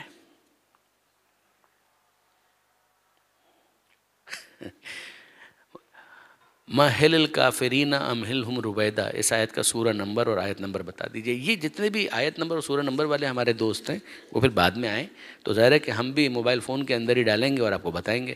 اس لیے کہ کچھ چیزیں ایبرپٹلی آتی ہیں، یعنی یہ ساری چیزیں لکھ کر تو میں نہیں لایا ہوتا آپ کے سامنے. جو مین جو کنٹیکسٹ ٹیکسٹ ہوتا ہے اس کو دیکھ کر آتے ہیں، کچھ شروحات ہیں ان کو دیکھ کر آتے ہیں. لیکن یہ کہ بہت ساری چیزیں ہوتی ہیں ایبرپٹلی جب ذہن میں آتی ہیں تو آپ کے سامنے بیان کی جاتی ہیں. تو اس کا اگر آپ کو ریفرنس وغیرہ چاہیے تو اگر آپ خود بھی ڈالیں گے مَهِّلِ الْكَافِرِينَ أَمْهِلْهُمْ رُوَيْدًا، اور اگر آپ کے لیے لکھنے میں تکلیف ہو رہی ہو تو آج کل تو بولنے کا بھی آپشن آتا ہے تو وہ بھی ڈالیں گے تو آ جائے گا. لیکن اگر پرابلم ہو آئیے ہمارے پاس، اس کے بعد تو ہم آپ کی خدمت میں عرض کر دیں گے. اور یہ بھی ہو سکتا ہے کہ واٹس ایپ کا جو گروپ ہے اس کو تھوڑا ایکٹیو بنائیے. البتہ اس میں ہاں گروپ کے اندر تو نہیں، لیکن ہمارا نمبر تو اس میں موجود ہے ہمارے پرسنل کے اوپر with reference to Nahj البلاغہ class. اگر آپ ڈالیں گے ہم آپ کو انشاءاللہ وہاں پر جواب دیں گے. اور میرے خیال میں چند افراد نے رابطہ کیا تھا تو میرا خیال ہے کہ میں نے جواب دیا ہی تھا.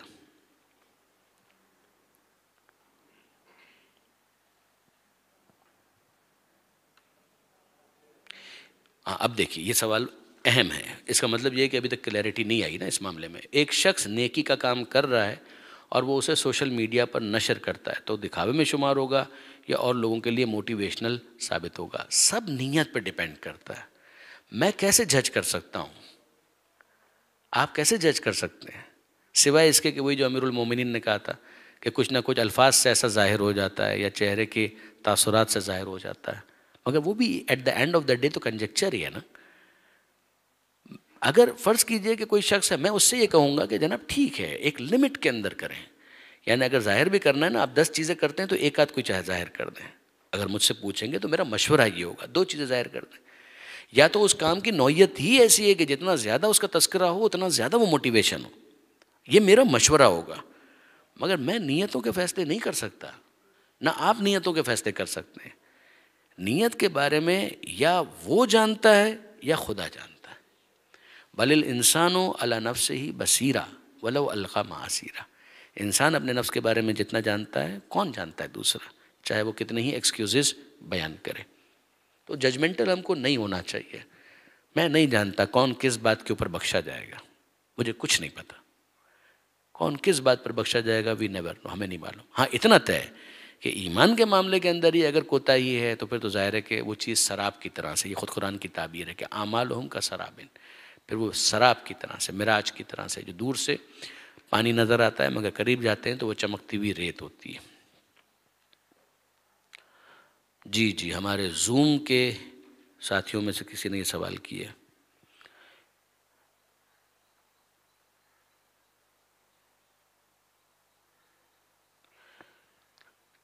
کیا مالک ملازمین کے ساتھ ان کے جیسا لباس پہنے اپنی رعایا سمجھتے ہوئے، یا مولا کی طرح ان سے کم تر لباس پہنے؟ کیا باپ بچوں سے کم تر لباس پہنے؟ ان میں سے کوئی چیز بھی ضروری نہیں ہے. ان میں سے کوئی چیز بھی ضروری نہیں. جو بھی لباس آپ پہنیں بہرحال اس کا مقصد سپیریورٹی نہیں ہونا چاہیے. یہ سپیریورٹی کمپلیکس اگر پیدا ہو گیا تو گڑبڑ ہو جائے گی. اب مثال کے طور پر ایک جگہ فیکٹری ہے اور فیکٹری کے اندر ایک مخصوص انداز کا لباس پہننے کی ضرورت ہوتی ہے، تو آپ مینیجر سے یہ کیوں کہیں گے کہ وہ ویسا ہی لباس پہنے کہ جو مزدور کا لباس ہے؟ کیوں آپ یہ توقع کریں گے؟ وہ اپنے حساب سے لباس پہنے گا، یہ اپنے حساب سے لباس پہنے گا. مگر یہ ہے کہ بہرحال اس لباس کی وجہ سے اگر وہ سپیریورٹی کمپلیکس میں مبتلا ہو رہا ہے تو غلط ہے. اس کے لیے کبھی کبھی یہ کیا جاتا ہے کہ کسی خاص موقع کے اوپر مینیجر ہے یا خود مالک ہے، ایون وہ بھی سمبولکلی ایک دن وہی لباس پہن کر آ جائے.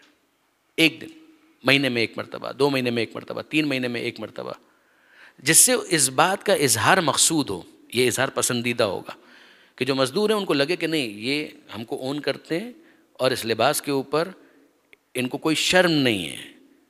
یعنی یہ لباس ہم کو اس لیے نہیں دیا گیا ہے کہ ہم لوگ انفیریٹی کمپلیکس میں مبتلا ہو جائیں، وہ لباس وہ اس لیے نہیں پہن رہے کہ وہ سپیریورٹی کمپلیکس کے اندر مبتلا ہو جائیں.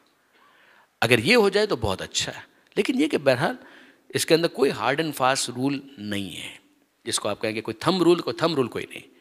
یہ آپ کے اپنے دل کا معاملہ ہے. ہاں اگر آپ یہ چاہتے ہیں کہ مزدوروں کے ساتھ ایک اچھی ریپو آپ کی ہو تو اس کے اندر یقیناً یہ کرنا چاہیے کہ ایک انسان مزدوروں کے ساتھ اس بات کو ایکسپریس کرے کہ میں تم کو اون کرتا ہوں. اس کے لیے اس کا اظہار کبھی سمبولیکلی ہو جائے وہ اچھا ضرور ہے، یہ مشورہ ضروری نہیں ہے.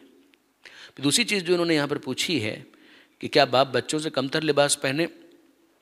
عام طور پر یہ نیچرل ہے کہ ماں باپ اپنی اولاد کو خود سے بہتر دیکھنا چاہتے ہیں، یہ فطری ہے. یعنی ایک استاد جو ہے وہ اپنے شاگرد کو خود سے آگے جاتا ہوا دیکھنا چاہتا ہے، یہ فطری ہے. اسی طریقے سے ایک ماں باپ جو ہے وہ اپنے بچوں کو اپنے سے آگے جاتے ہوئے دیکھنا چاہتے ہیں، یہ فطری ہے، نیچرل ہے. تو اس کا ایک موقع آتا ہے، اس وقت ظاہر ہے کہ یہ ہوگا. اب بچے مثال کے طور پہ یونیفارم پہن کے جا رہے ہیں اسکول، تو یہ تو نہیں ہوگا کہ ماں باپ بھی یونیفارم پہن لیں، یہ تو نہیں ہوگا نا، معقول نہیں ہے. یا مثال کے طور پر ماں باپ کو 2 پرسنس کی دعوت آئی ہے کہ آپ آئیے شادی کے اندر ولیمے میں، تو بچے جو گھر کے اندر ہیں تو گھر کے اندر ہیں، تو ہم یہ کہیں کہ نہیں جناب آپ بھی اس وقت زرق برق لباس پہنیے اس لیے کہ ہم وہاں پر جا رہے ہیں، معقول نہیں ہے.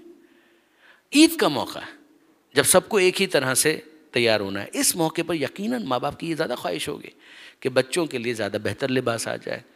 ہارڈ اینڈ فاسٹ اس میں بھی کچھ نہیں ہے، لیکن عام طور پہ ہوتا اسی طریقے سے، ہونا بھی اسی طریقے سے چاہیے. پھر اس کے بعد یہ ہے کہ انسان کا دل کتنا بڑا، کتنا اس کا دل وسعت رکھتا ہے، وہی زہد اس کے اندر کتنا زیادہ ہے. ابھی جو آپ نے سنا افضل الزہد اخفاء الزہد، اب دیکھیے اس کا ایک امپلیمنٹیشن. علامہ سید علی نقی صاحب کی بہترین کتابوں میں سے ایک کتاب ہے زندگی کا حکیمانہ تصور. میں نے مجلسوں میں بھی بہت ذکر کیا. اس میں انہوں نے زندگی کا، نام پہ بھی غور کیجئے گا، زندگی کا حکیمانہ تصور، کئی مرتبہ یہ حکمت کا لفظ استعمال ہوا ہے، زندگی کا حکیمانہ تصور. اس کے اندر انہوں نے امیر المومنین نے جناب قمبر کے حوالے سے جو ایک ان کا رویہ تھا، قمبر غلام ہے مولا کے، اور انہوں نے نیا جو لباس تھا، بہتر لباس تھا، وہ قمبر کو دیا. اور قمبر نے کہا کہ مولا آپ یہ پہنیے تو زیادہ آپ کے اوپر سوٹ کرے گا. تو مولا نے جو جواب دیا وہ کیا تھا؟ مولا نے کہا کہ میں بوڑھا ہو چکا ہوں، تم جوان ہو، تمہارے اوپر زیادہ جچے گا، تمہارے پہ زیادہ سوٹ کرے گا. اب اگر امیر المومنین اس وقت یہ کہیں کہ میں غلام اور آقا کے درمیان فرق نہیں رکھنا چاہتا بلکہ میں تو ترجیح دیتا ہوں، تو اس کو یہ تو احساس دلائی دیا نا آپ نے کہ غلام تو ہے، غلام تو ہے، لیکن یہ کہ بہرحال میں یہ فرق نہیں رکھنا چاہتا.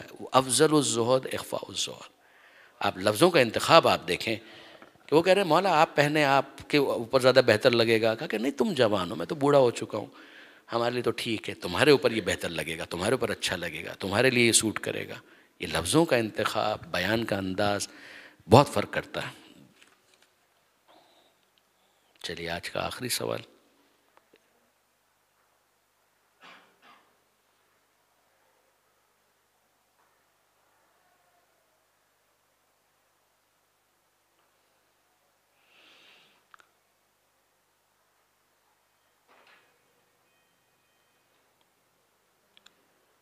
مثال 1 سے 100، پچھلی مثال 15 نمبر کے میں نہیں سمجھ پا رہا.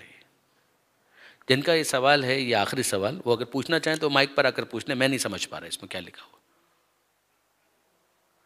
یہ لوح محفوظ اور لوح محفوظ اس بات کا کچھ لکھا ہوا ہے، شاید یہ پچھلی مرتبہ ڈسکشن میں آیا تھا، اس کے کچھ کنیکٹ کرنا چاہ رہے ہیں، میں سمجھ نہیں پا رہا. لیکن یہ کہ بہرحال کیوں اتنا شائع ہو رہے ہیں، آ جائیں پوچھ لیں کس کا سوال ہے. جی فرمائیے. یہ لیجیے. جی یہ 15 نمبر کے کلمات قصار میں آپ نے لاسٹ ٹائم اس کو ایکسپلین کیا تھا نا, لوح محفوظ اور لوح محو اثبات. تو آپ نے بتایا تھا 60% سے لے کے 85 والی مثال دی تھی نا, تو اس میں یہ جو ابھی آپ نے مثال دی 0 اور 100 والی, یہ سیم اس پہ وہی چیز آئے گی ہے؟ نہیں, اس کا تعلق اس کے ساتھ نہیں تھا. ادھر تو ہم جو سمجھانا چاہ رہے تھے وہ یہ تھا کہ بھئی میکسیمم آج کل کتنا آدمی جی لیتا ہے, 100 فرض کر لیجئے. تو وہ اگر آگے بڑھ رہا ہے تو ظاہر ہے کہ کبھی بھی اس کی آخری بال ہو سکتی ہے, یعنی کبھی بھی ملاقات ہو سکتی ہے. جو امیر المومنین نے سمجھا کہ بھئی ہمیں تو پتہ تو نہیں ہے نا, یعنی وہ والی بات www.yourlife.com تو نہیں ہے کوئی ویب سائٹ کہ جہاں پر جا کر ہم چیک کر لیں کہ کتنا آگے بڑھ گئے ہیں اور کتنی بالیں باقی ہیں ہمارے پاس. وی نیور نو, ہمیں نہیں معلوم ہے. تو جب نہیں معلوم ہے تو کبھی بھی ہو سکتی ہے, یہ طے ہے کہ جب لوح محفوظ کے اندر لکھا ہوا ہے اتنا ہم جئیں گے, مگر پتہ تو نہیں ہے نا. جب پتہ نہیں ہے تو کہاں معلوم ہے کہ 2 بالوں کے بعد ہمارا لوح محفوظ کے اندر آخری بال آ جائے گا؟ کہاں ہم کو معلوم ہے؟ کتنے ریویوز ہمارے پاس ہیں؟ کچھ بھی نہیں پتہ ہمیں, کچھ بھی نہیں پتہ. تو جب نہیں معلوم ہے تو انسان کو ایزیوم کیا کرنا چاہیے؟ ایزیوم یہ کرنا چاہیے کہ any ball can be the last ball. کوئی بھی بال آخری بال ہو سکتی ہے, کوئی بھی سانس آخری سانس ہو سکتی ہے. اس لیے کہ اس کو انفولڈ کرنے کا اس وقت ہمارے پاس کوئی دوسرا طریقہ کار نہیں ہے. یہ امیر المومنین سمجھا رہے ہیں کہ تمہارا جو معاملہ ہے وہ یہ ہے. ٹھیک ہے جی. پروردگار عالم سے دعا ہے کہ مالک اس عبادت کو قبول فرما, اور مالک زیادہ سے زیادہ امیر المومنین کے کلام کا فہم عطا فرما, اور اس کی روشنی میں اپنی زندگی کو بہتر انداز سے گزارنے کی توفیق عطا فرما. زمانے کے امام کے ظہور میں تعجیل فرما, ہمیں ان کے آوان و انصار میں شمار فرما. ربنا تقبل منا انک انت السمیع العلیم وتب علینا انک انت التواب الرحیم. ایک مرتبہ پھر آپ کا بہت شکریہ.